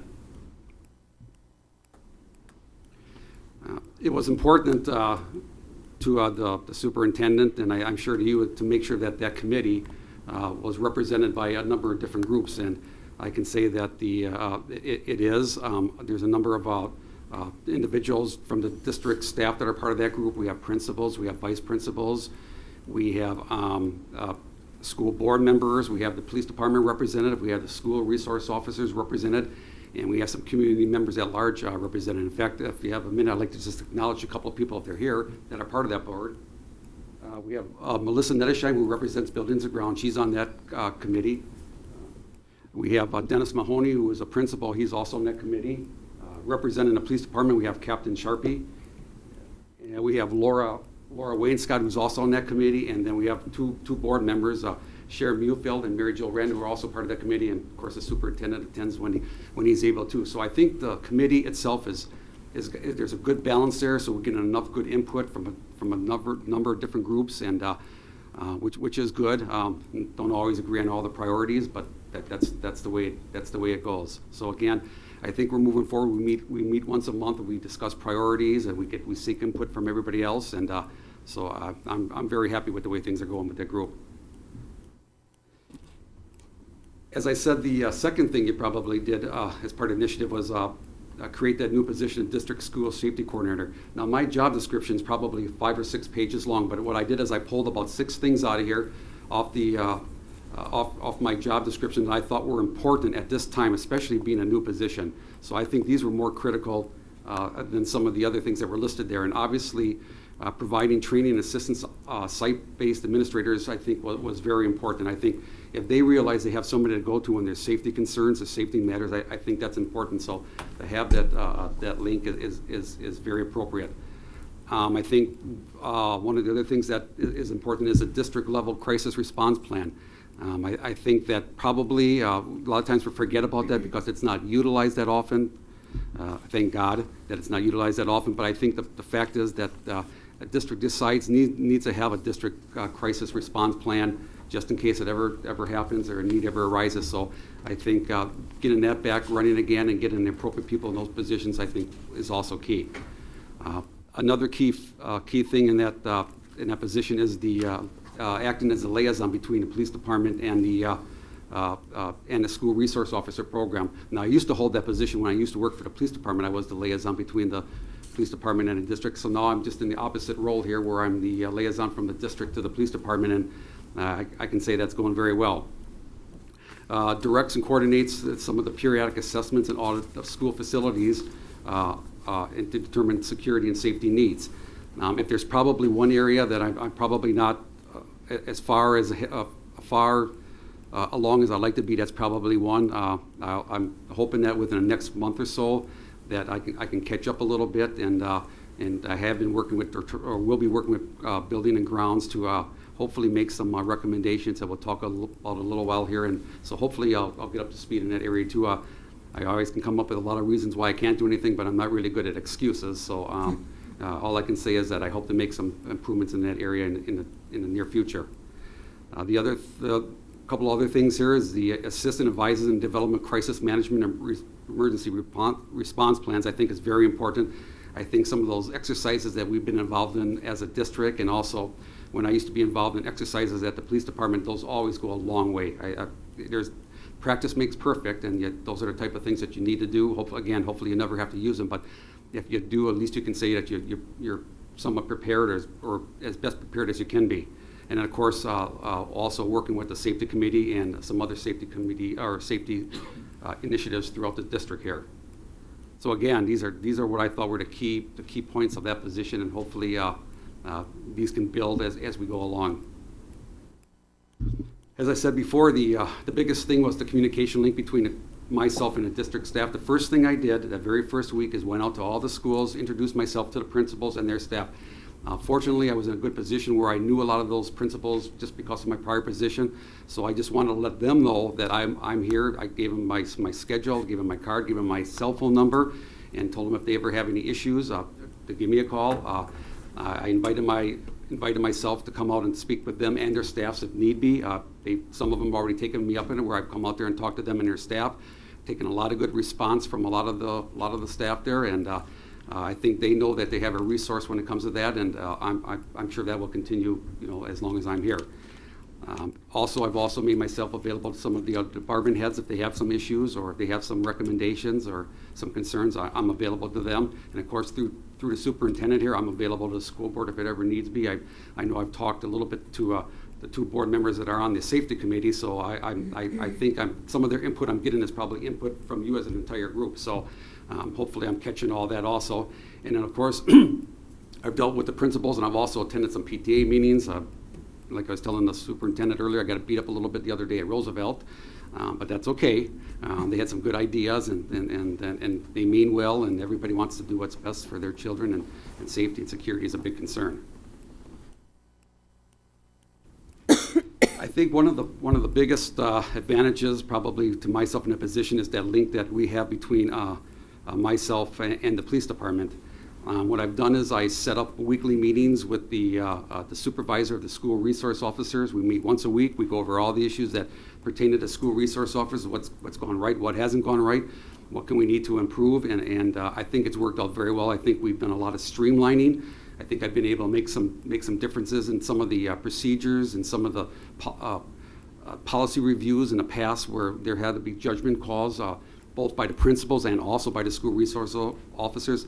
I think there's been very few issues this year, and I think that's worked out very well. I've also set it up where that I meet once a month with somebody from the command staff that would either be one of the two captains or the police chief of police. And I think that's gone real well too. We always have a chance to discuss some policy issues and some procedures and operating guidelines and things like that where it's appropriate. So I think to have those links available and that type of liaison connection there between us and the police department is very valuable. It's worked out really, really well. The very first thing that we were able to get done here, with the help of actually a lot of people, specifically Dennis Mahoney and Laura Wainscott, we updated the emergency handbook procedure book. It's about 30 or 35 policy or guidelines and procedures regarding all different emergency procedures. We always focus on lockdowns and bomb threats and things like that, but they were procedures that dealt with accidents, both on school property, off school property, weather-related, child welfare concerns, health, building. So they encompassed everything, just not safety and security from a physical standpoint. Some of the projects that are currently in progress right now, and you've heard a lot about the Raptor system, I'm happy to say that we're about halfway through. We just completed our 6th school. We have them online. I think it was a great idea. I know there was some insistence about trying to incorporate doing one school first, and I think that worked out real well. We started off at Wauwatosa West for about a month and a half. I was able to put together a set of procedures and guidelines for the Raptor system, and I would venture to say that if I would have done that right away, it would look very differently than it did now. So I think by doing it at West, it was great. We came up with a lot of different ideas, a lot of different what ifs, and I think we were able to probably come up with like 95% of what that manual looked a year from now, just because we did roll it out first at a different location and tested it and tried it out and got a lot of input on it. So that worked out very well. One of the other things I talked about was the access control recommendations. I know that Dr. Earl has been working with Building and Grounds on some long-term recommendations for some, for some security, some security recommendations that'll go more long-term. And one of the things I mentioned earlier is one of the things I need to do, and hopefully I'll do in the next few weeks, is to come up with some short-term recommendations for those schools, because some of the projects that we're talking about are obviously going to be years down the line. And so it's important for us not to do a whole lot between now and then. We need to actually do something. And so I'm hopefully that I'll be making some short-term recommendations that will go a ways in bridging that gap until we can actually meet those long-term goals of ours here at the district. One of the other things that we did here was we standardized the badges. In the past, each school had their own different type of badges, whether it was for substitute teachers, volunteers. And what we did is we standardized that badge for all schools. So when you walk into a school now, you'll see the same volunteer badge, you'll see the same staff badge, you'll see the rec department badge. And as I roll out these schools with the Raptor system, we're going to be introducing these badges at those schools. So hopefully by the time the the Raptor process is done, the badges will all be introduced to all those schools, and they'll be utilizing those badges at those schools. A project about 3-4 months ago, the superintendent came to me and asked me if I could do an analysis of the voting in our schools. And currently we have 7 schools that participate in voting on election days. And I'm just about done with that report. I'll probably be presenting that to Dr. Ertl in a couple of weeks. And what I can tell you from that report, without giving away a whole lot, is that there's a lot we can do at those schools during voting time. I can assure you that there'll be recommendations, and they're easy, simple ones, some of them. A couple of schools, they're a little bit more complicated, where we actually took physical locations and moved them from one part of the building to the different part of the building. So in a couple of weeks, those recommendations will be brought forward to Dr. Ertl. And again, hopefully they'll be in place by April 1st election. I think we put together a good team. We had the city clerk's office represented, Carla Ledesma. We had the police department represented. And more importantly, we utilized the principals from those 7 schools along with their custodial staff who know those schools as well as anybody. And so we got a good consensus on some of those things that we could do. And again, those recommendations will be made in a couple of weeks. And hopefully we can move forward with those on the April 1st election.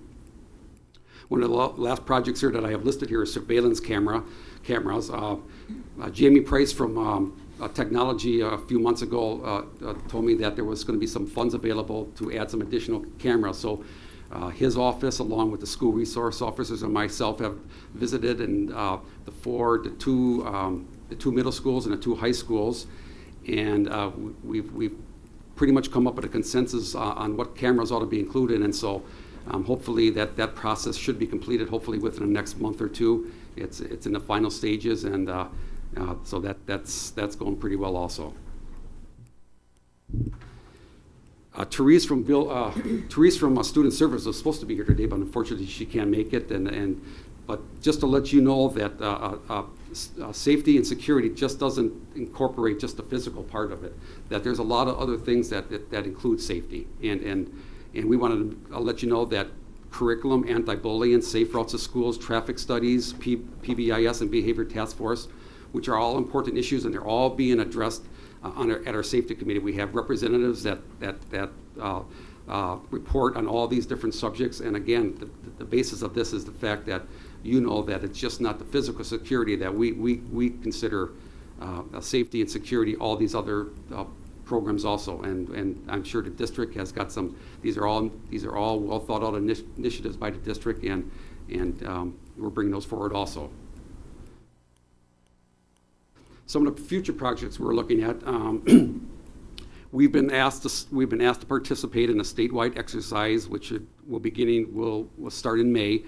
It's a 4-county exercise, and it's going to involve a series of tornadoes that actually move through the area and do damage to a number of different facilities, which will include our parts of our school district.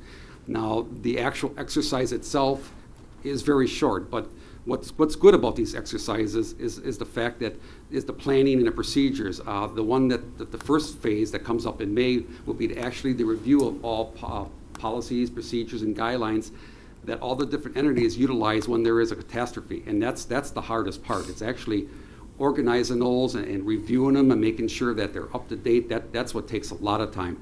And then the second phase, which is going to be done later in the year, will be an actual tabletop exercise of the same events. And those are good, and it gives you a good chance to see whether or not the policies and procedures and guidelines that you put in place match what you're doing on that particular day.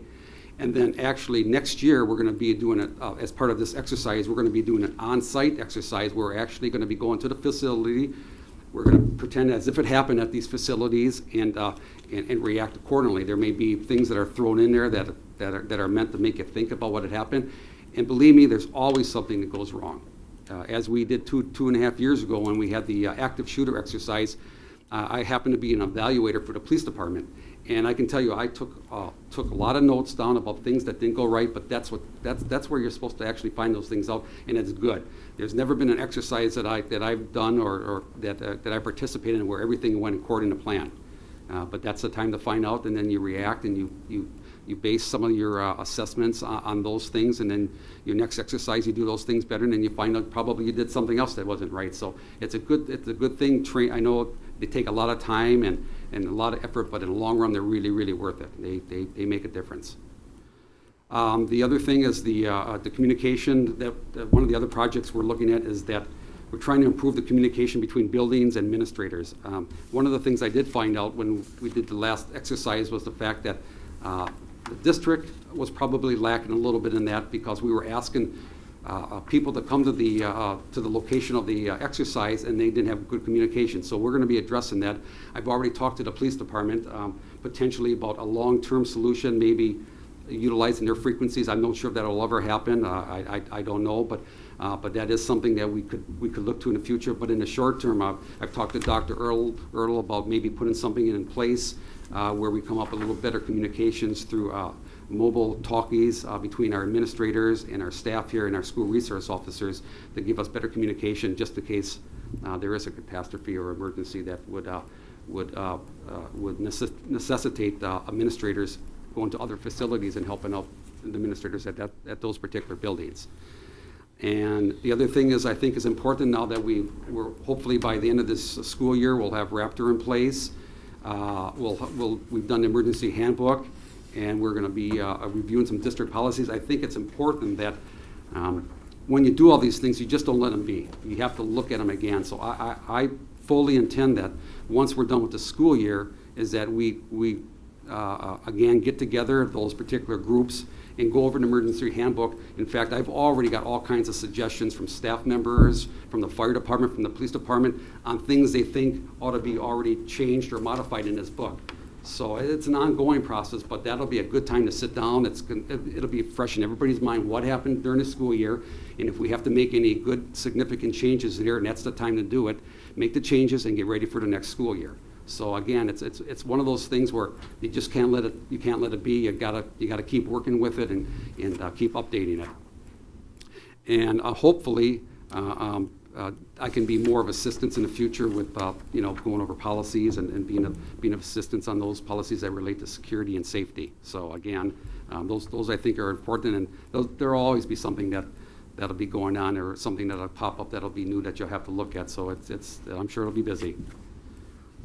And finally, is some of the things that I think about future goals and how this, either my position here, but I think I'd like to be in a position where we can get some of the bigger projects out of the way. It would be nice to go to these to the buildings, to the schools, on a routine basis, where the schools say, hey, they know that the safety coordinator is coming out on this day.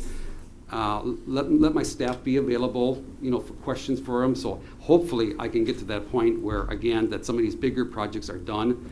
I can make routine visits to the schools, because believe me, every time I go to the school, they always got a lot of questions, and that's good. And they always got a lot of good comments. And again, the staff there, they know those schools and those buildings better than anybody. So I think that's important for us to get to that point. I'd also like to see at some point that when all these things are done, that we can have some more interaction, or myself with the school resource officers. I'm sure Captain Sharpie would admit those 4 officers are probably the busiest, or one of the busiest officers on the police department. Those people have tons of things going on. I mean, you wouldn't think so, but besides the schools that they're responsible for, the middle and high schools, they also are assigned to all the elementary schools. So besides having the workload at the school they're at, they're also responsible for some of the things that happen at the elementary schools and throughout the district. And so I'd like to get to a point where I could spend more time with them on some of those issues also. So hopefully that happens in the future. And also get to the point where some of these projects are done where I can provide some support and guidance on student discipline issue, whether it's truancy issues. I know that there's already policies and procedures in place for that, but I think I could be of some benefit to that. I've dealt with some of those issues in the past, so hopefully we get to that point. Staff-related issue, and then also maybe doing some policy research for maybe the school board in the future on some of your issues that relate to safety and security. So again, a lot of things going on. Just on a personal note, it's been a pleasure so far. I was telling Dr. Ertl, it's been about 8 months since you plucked me out of retirement and asked me to do this job here. I know you take safety and security of your facilities, your students, your staff, and your visitors all very seriously, and just by some of your initiatives, and hopefully you feel as though I've made a difference in my first 8 months here, and hopefully we can continue doing that. So with that, I'll turn it back to Thank you. the committee, Right. the board. Are there any rather. board questions or comments? Mr. Croner, please. I was sure that was like a 3-year summary, not just 8 months, so. Yes. Thank you. You've accomplished a great deal. One comment you made that I was really pleased with is when you said you went to Roosevelt and you had quite a few questions, but you viewed them as people that were concerned about their kids and not just angry parents. And so I think that's a really great attitude to have. And I am really pleased with everything you've done. When I first learned about your position, I had no idea it was going to encompass as many things as it has. And so it's really great that you've accomplished as much as you have. So thanks. Sometimes angry parents are the more concerned parents. So on my way out, principal says to me, "Oh, I hope it wasn't too bad." I says, no, I've got beat up a lot worse at the PD and some of those meetings. So it was, no, they were very concerned. I never took it any other way. Mrs. Muehlfeld? Thank you.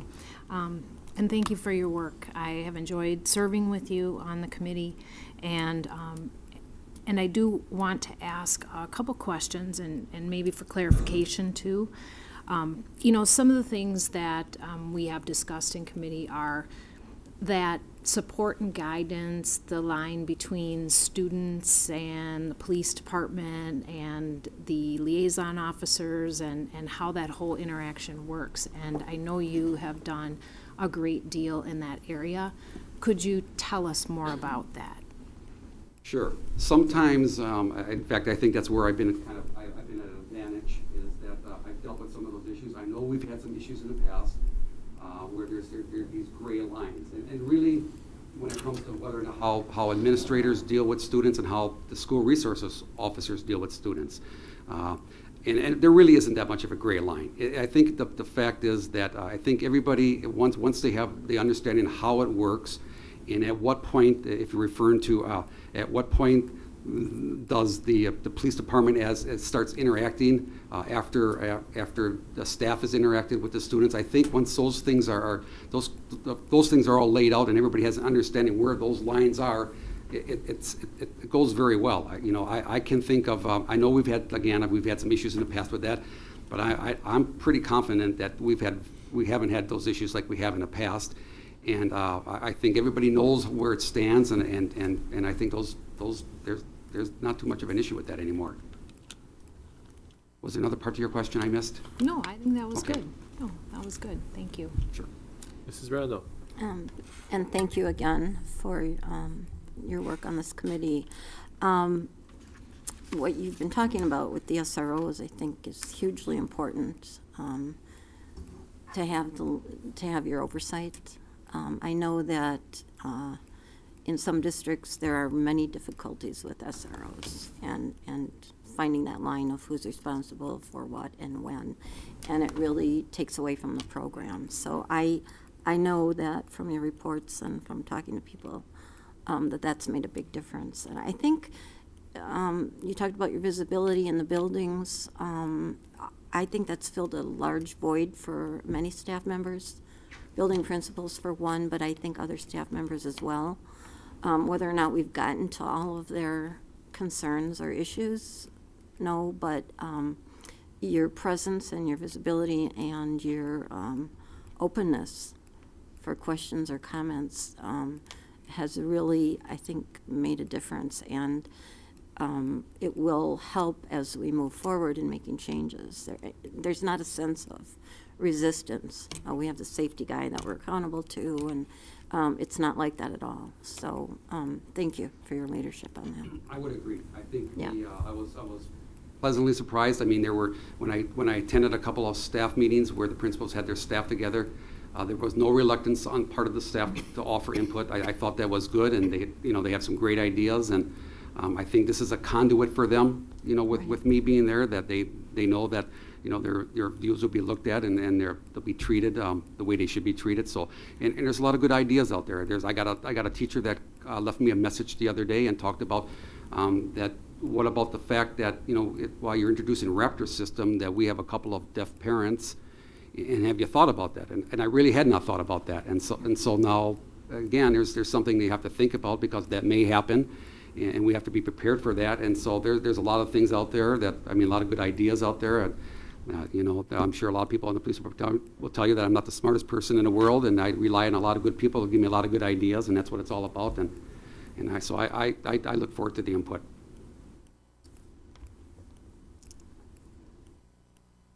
Well, it strikes me that 2 items down on the agenda, we have the Lois Weber Theater dedication, and one of Lois's strongest points that she repeated over and over was the importance of listening. And it seems you are quite a good listener, and you are not threatened by, you don't feel threatened by people having a feeling they need to say something to you. And I think that helps us a lot, that the idea that folks were felt that it would matter that they participated with you at Roosevelt, for example. That, you know, you seem to be very skilled with people, that those moments are some of the most productive moments, when, you know, people come in and they're all anxious, and now the anger starts to bubble up a little bit, and then they find out that you're really listening to them, and then a lot of good things come from those moments, and you seem to be exactly the right person to hear what people have to say and then go and do something about it. I think we're very fortunate to have you working for us, so I appreciate your report.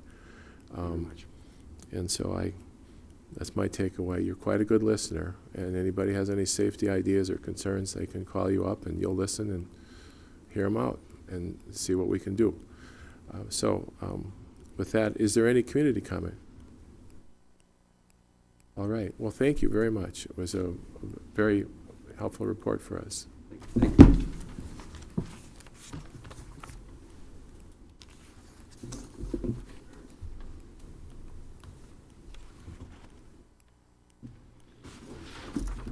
Next on the agenda is the District Technology Coordinator, Jamie Price, reviewing features of the new website. And Laura Wainscott, the Long Range Plan Coordinator and Community Liaison, will speak about communication venues in the district. And I imagine with a very visible system go live, you did some listening yourself. Yes, folks. Yes. Hello. Hello. Before we get started, I just want to spend a minute here, and I've realised every time I come to the board, you talk to me, and when the feedback is positive, it's directed towards me, and I realise I don't take the time to actually indicate the people that were involved, and that their involvement was just as critical. So, these teachers helped very much in training staff: Julie Beth Faveur, Nicole Vedrano, Janice Donahue, Jay Henderson, Jane Stortz, Jason Thoreau, Ed Price, Sarah Solomon, Aspen Erickson, Scott Christensen, Barb Leach, Denny Klingforth, Tracy Rash, Carolyn Kames, Brian and Beth Kimmel, and Maggie the Tramp.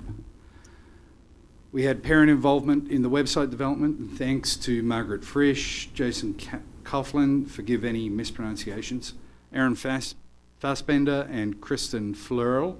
And by the way, Aaron Fassbender also did some of the graphic design work for our website. Communications department, of course, Laura Wainscott, to my right here.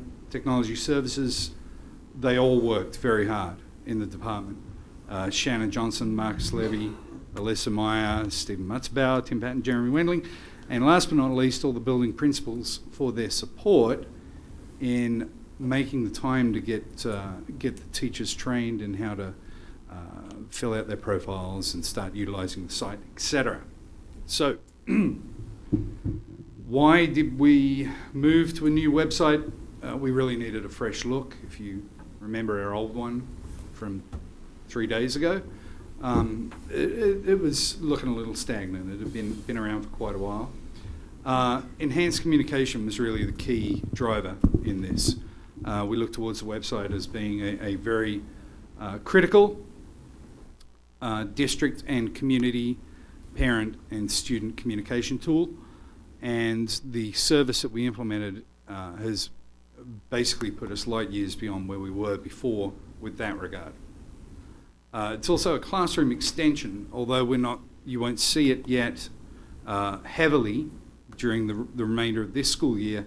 As we move into the next school year, it'll be exploited a lot more as teachers become more familiar with the platform, students become familiar as well. It's what's called an LMS, a learning management system.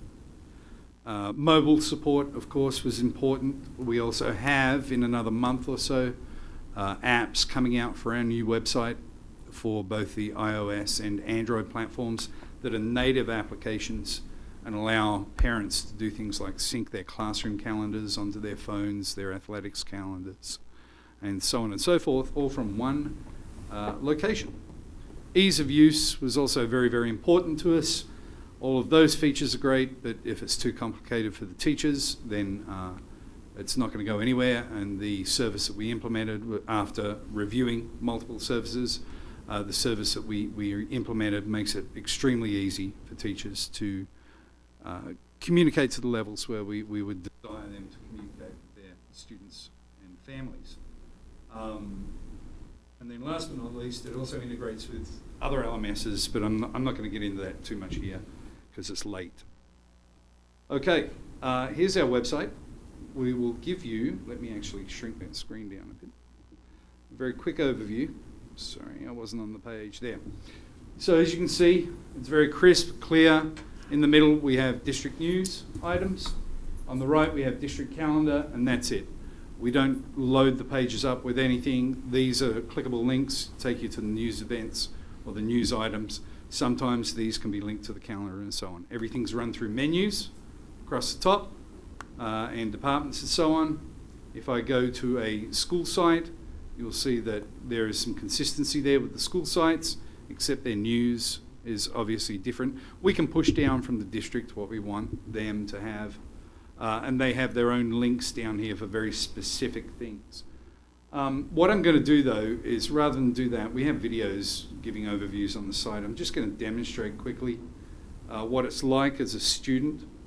So I have a couple of test accounts here. Yvette Starkweather is one, and you'll notice once I log in, Yvette is actually a Test Whitman student. I'm logging in here from East, but it doesn't really matter where you log in on the site. And now we have this My Headline, and this is where the enhanced communication comes up. Get ready to get really excited. Okay, so I hover over the My Headline button, and Yvette Starkweather now has, this button isn't here if you don't log in, okay? Once you're logged in as a student or parent, you have a menu that comes out. So Yvette is enrolled in Hour 1 Algebra 1. We only have one class set up for this test account. If she was in 7 classes, she would have them. But also down the bottom, she's in jazz ensemble, girls basketball, and it's also providing links to her school as well. If I click on the Hour 1 Algebra 1 class, this is obviously this is a test site that was set up by yours truly. But the teacher for this class has posted a whole bunch of stuff here. There's assignments that they can bring up. There are interactive quizzes. I can just quickly run through the quiz if you like. This one, I'm probably scoring really bad here. I'm just picking things at random. But this one is set up as like a pop quiz, so the student gets immediate feedback. It doesn't have to be that way, of course. They can hide the responses. They can actually, there are lots of options that they can take. Other things that teachers can do on their sites is post discussion boards and things like that. They can make them public, they can make them private. So if they want to put a discussion board up there for students, they can say, okay, only the students that log in and maybe their parents can see this discussion board. But other things I want to make public. There are options down here for sending an email directly from the site to the student. And basically that's it. This is really where teachers can share all of their content.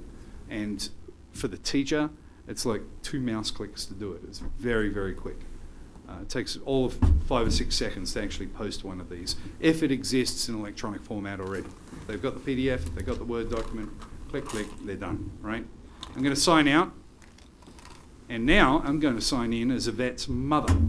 Yvette actually has 3 children. May, not Yvette, she's in middle school. She doesn't have children at all. May Starkweather is Yvette's mother, and she has 3 children in the district, 1 in high school, 1 in elementary school, and 1 in the middle school. Now, when Yvette's logged in, you can see, May, it's late, I'm getting confused. We've got May up on the top right here. When I hover over to my headline, May sees the schools that she's associated with, but she also has menus for her children, okay? Dominic's in high school, and she can go and look at Dominic's US history class if she wants. Randall is in Ms. Elliott's homeroom at Madison Elementary, and she can see Yvette's there, and if she clicks on that, then she can go to the class online and get homework assignments and things like that. Other things that she could do, she can click on the calendar, look at the calendar, but also subscribe to it. So if she clicks the subscribe button, if you've got a mobile device or an iCal compatible calendar, she can pull that in there. So as the teacher adds assignments, parents will get those assignments showing up in their calendar and so on. That's my little 5-minute run through.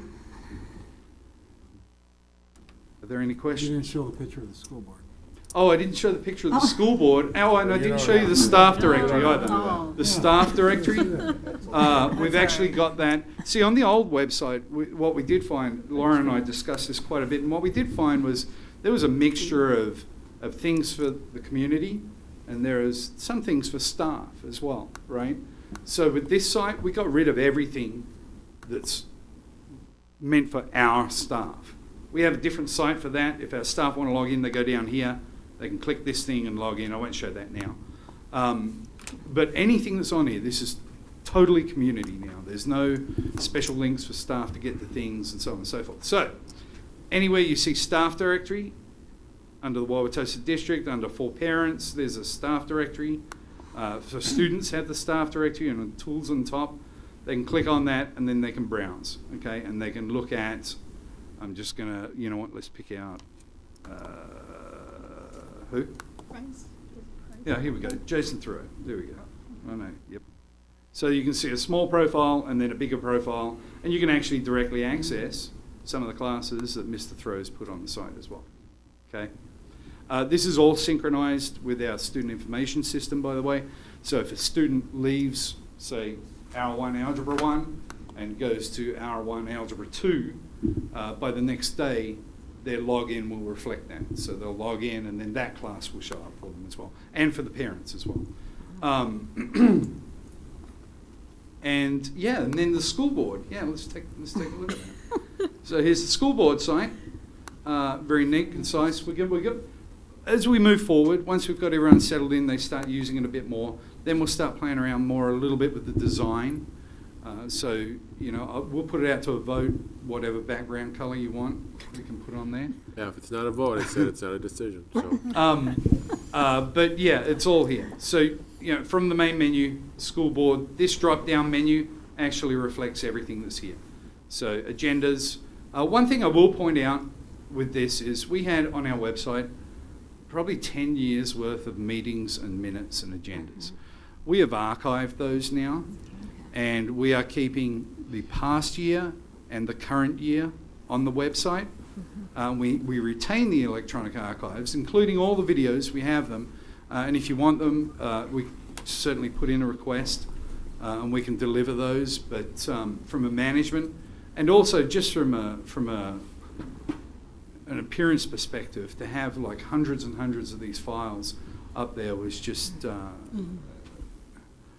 That's a technical term. Too much. May I make a suggestion? Yes. We serve in 3-year terms. For our accountability to the public, as far as what we've done, to have 3 years look back would be favorable. You see the logic that. Sure. You know. Sure. Yeah, that's fine. How is this person done? Fine. You know, Right. et cetera, et cetera. Well, what's their body of work over the past 3 years? Sure. Yeah. Yep. Really, I mean, the whole point of doing that was just to tidy it up. The last site, we just had stuff all over the place, and no consistent naming conventions, nothing. It wasn't easy to find stuff. So, but we can absolutely put those documents back online. So that's it. Any questions? Yes, Mrs. Rios. I think it's great. It's great. I know I've talked to Laura about this early on. And I think one of the really powerful things about it is the piece that you showed with what the teachers can do, which then extends learning beyond just the classroom, because it gives students resources that they can look into at all times. And this, when you go to college, beyond high school, this is what every class that you're going to take has. It has a platform like this, so it's preparing them for what they'll see. So my question is, how, I assume that this summer there'll be professional development and time given to teachers, because as easy as someone may find, someone else may find it pretty difficult, and I think it's such an important part of this that it has the capacity to do this. So in the beginning of the school year, because the teachers would then have to put their own page up, right? Yep. And then also start building their classroom sites for either, if they're secondary teachers or at the lower levels, general sites, right? Is there a talk about? Yep, there's the very focused effort on that. That's already underway. It's been underway for a while now. There are quite a few teachers out there that have already built a good portion of their site, and there are some that are hesitant. These people that I mentioned in the first slide, they've taken on the burden of helping their staff at their buildings to do that, as well as other people like technology services, of course, are helping. Over the summer, we'll be offering a number of professional development opportunities, both in person, and we'll do some online series training as well. And we'll probably be doing some after hours opportunities via video conference. People that staff can just dial in and find stuff out. But the primary method of professional development delivery is coming from these people in the schools themselves. These are classroom teachers that they can relate to the people in their building. If I go to a building and start talking, people, their eyes just glaze over and they look elsewhere, and then they say, thank you. But, these people are classroom teachers. They can talk to the teachers about, the best way to utilize this. One thing, too, is that, we did make this very, very, very simple. It's very easy. We're not expecting people to reinvent the wheel, so if it doesn't exist in electronic format already, we don't expect them to post, create something and post it. But 99% of the time, they've got it in a Word document or a PDF somewhere. So to post these things on the site, it's a matter of a couple of clicks. Right, and I think it's good to have, an expectation that it will be utilized, and if it doesn't exist now, it can exist if someone puts it into an electronic format, right? I mean, that should be, but just it's good to acknowledge that it does take time and to allocate time specifically for this. Yeah, and to go with that as well, I do want to, and we did put this on the videos that we put on the site, that hopefully the community understand that this is a work in progress. Right. There will be sites that will be in development. So don't expect to go on there today and the site that I had up,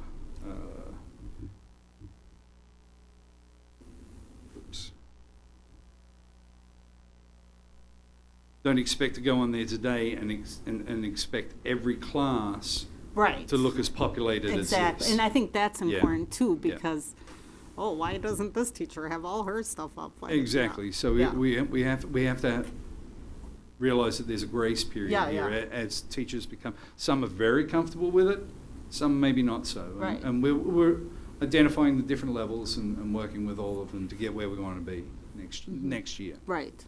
Thank you. This looks really great for the students and the parents and the teachers. Has there been any improvement to the board policy section? The board policy is a separate website. Separate website, okay. So is it called out of this?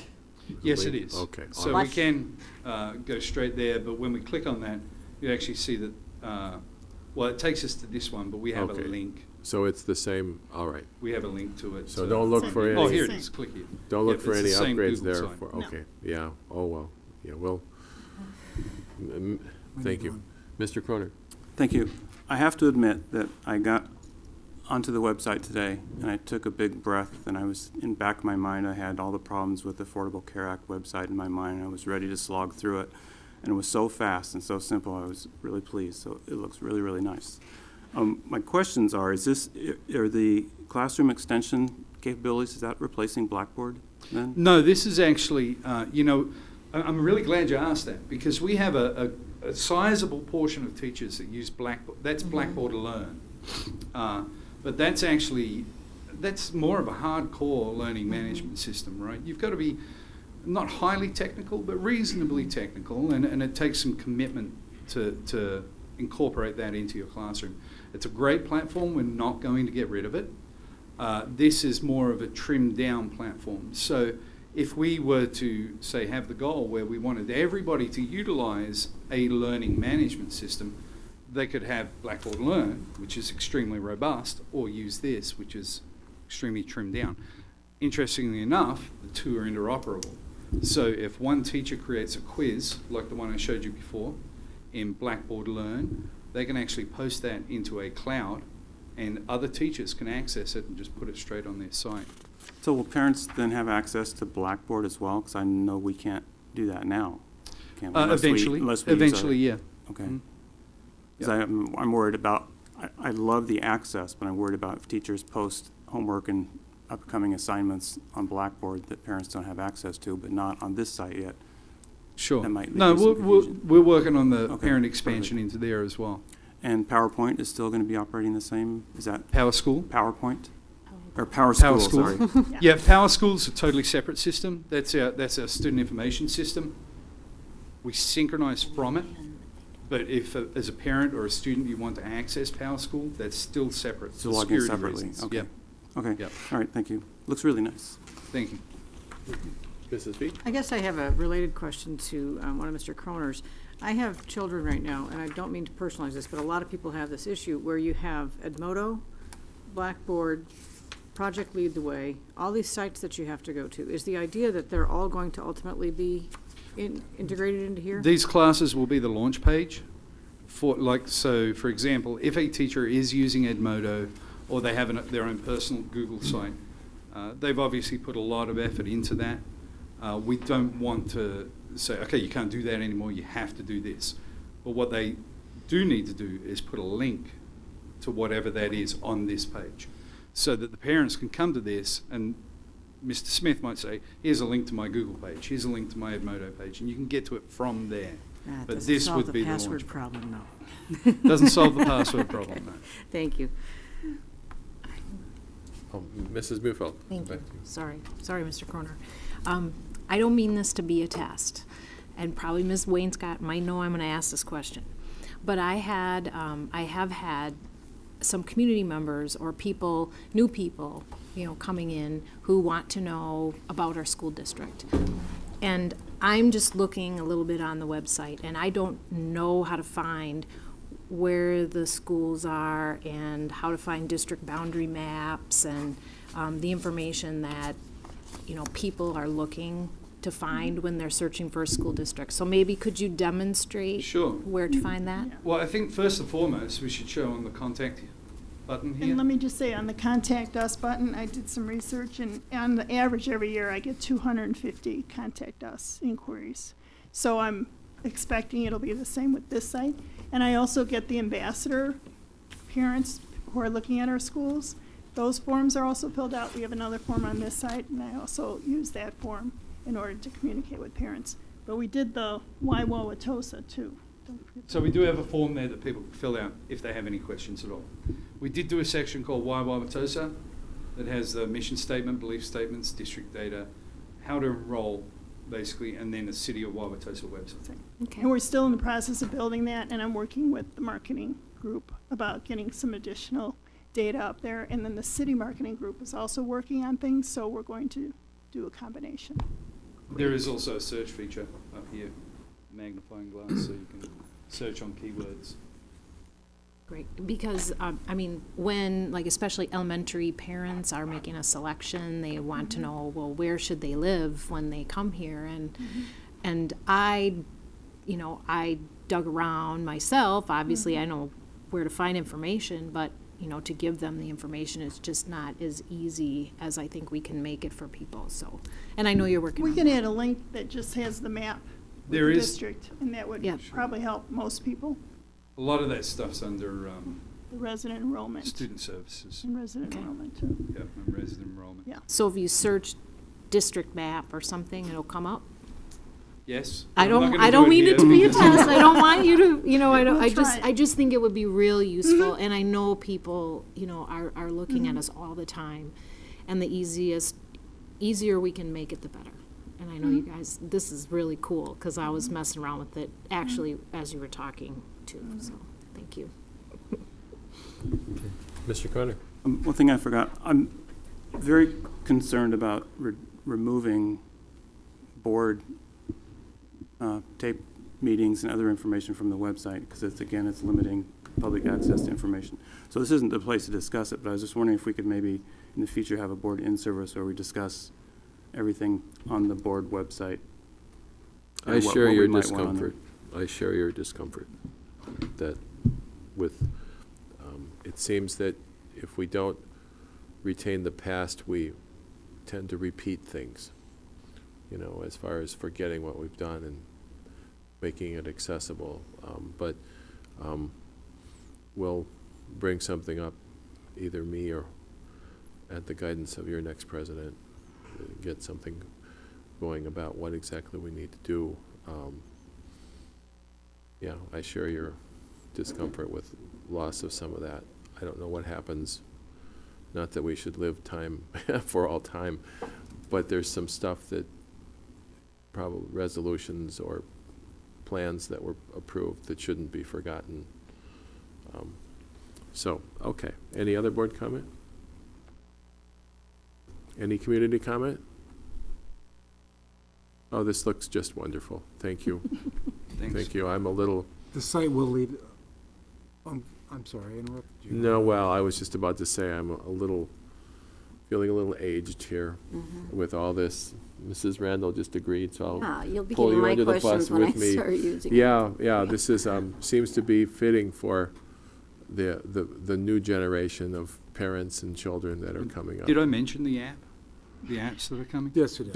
Don't make me look worse than I already am. Well, no, don't reveal my deficiencies even more than I already have. Jamie so. has assured me that this site will allow us to conduct school on snow days. There'll be enough Absolutely. content and information on there that we can have students learning at home and be able to not worry about snow days. Well, Kids we can be actually active. have video conference services to enable that as well now, so. Well, some board members in this meeting are still using paper, so we'll hide that here. So thank you very much. Thank you. And Miss, is Laura, your communication venues in the Well, I district can just discussion? give you a little, I was going to give you just a 1-minute update. Okay. I was just going to talk about, besides our new website, some of the things that we've been doing this year in order to facilitate more communication. So internally, Dr. Ertl and HR have been going to every building and having listening sessions with the staff. They've also had listening sessions throughout the year, as you heard last week, with the teacher ladder model. We do our email, we do our phone, and then the school board has had listening sessions with the community and the staff members. For the parents in the community, we have our new website, we have Life Board Connect, we have town hall meetings that Dr. Ertl's attending with the mayor and the city administrator. We continue to have Facebook, Twitter. We have parent groups that we meet with on a regular basis, not limited to the PTA and the PTO, the EFW. And we also still continue to do district newsletters once a month. With the city of Wauwatosa, we continue to do, again, the town hall meetings. We meet with the chamber. We also have the neighborhood association meeting with us. And we also continue, as you heard earlier, to meet with the police, the fire, and also the city ad hoc marketing committee. I just wanted you to know that when school is in session, our website averages 6,000 to 8,000 visits a weekday. A lot of that is our secondary students using the links on the website, so I anticipate that'll go up with this new site. We also, as I said, have the Contact Us form is used a lot. Our Facebook page, if anybody's listening, we're at 1,149. Somebody could be the 50. On our Twitter account, we have 1,062 people following us. So those are not our most, we don't use that for emergency. We want everybody to rely on Blackboard Connect in our website. But Facebook is fun, and when we do put up some posts, especially photos, we will get over 500 views for a photo. So it's a fun place to see photos of things that are going on in the district. And we do share some city announcements, and I know that our staff also appreciates when we talk about street closings and things that are happening in the city of Wauwatosa. So that's my basic what's going on. If people do choose to follow me on Twitter, at Phil Ertl, they do get top-of-the-line news before anybody else. Like snow day calls get tweeted first before they go out. They do get tweeted first there. Pretty before exciting. We do it. Yeah. The fate of the Common Core. Yeah, for those of us with Twitter accounts, yeah. Some of us elderly. I just wanted to yeah. say that we also have a teacher in Morocco right now, and you can follow him on Twitter, Chris Lazarski. He's there for 2 weeks, so he's an ambassador. He went through he got a grant, all expense paid, through the Department of Education, and so he has arrived. And I know he said that internet connections can be a little sporadic, but he plans to Twitter as much as he can. So if we want to follow him, you can do that, Chris Lazarski. Could you spell, I'm not a Twitter person, so let's highlight that then. For him? For his name. Well, sure, for Dr. Twitter. Little as well. I know For- his, I can pull it up. I mean, I don't know what to ask you to say, so. But I don't know yeah. if that's his Twitter name. Yeah. Okay. I'll have to look it up. Sorry. I'll look he it up sent and I'll put it today. on Facebook to follow him. Okay. So the Twitter accounts will be listed on the Facebook page, is that right? When we post on Facebook, it automatically goes to our district Twitter account. So if you're on Facebook, you also Okay, and get even sent I a can tweet. get to Facebook, so. At MRLAZARSKI. Okay. I just know he'd probably like to. So again, you go to the school district Facebook account, and you can find the Twitter addresses, is that what they're called? To follow Mr. Lazarski In Morocco. in Morocco. Morocco. We're hoping that he gets hundreds of followers, is that correct? All right. More than Dr. Ertl has, maybe even. Wouldn't take much. Because it'll be more interesting. All right. Well, thank you very much for your patience with your board No president. question. Okay, thanks. Thank you. Mr. Dr. Ertl, you can take the next announcement? Very Yes, we special have announcement. a fitting tribute to Lois Weber, who served on the board for many years. The theater at Longfellow is going to be renamed the Lois Weber Theater, and the dedication will be held on Thursday, March 27th at 6:30 p.m. at Longfellow, and everyone is invited. And what sort of proceeding will we have at 6:30 at Longfellow? There will be a presentation of a plaque, the unveiling of the name on the wall, and a plaque that's going to be on the wall, and be a couple of people speaking. Kurt Weber, Mrs. Weber's son, will be there, and we'll share a few words, and a number of other people will be making some comments. Well, thank you very much. All right. With that, I'll move to, is there any comment on any of the superintendent report items by the board or by the public before we move on? All right, seeing none. Is there any, I'll move to the next item. Is there any public comment on non-agenda items?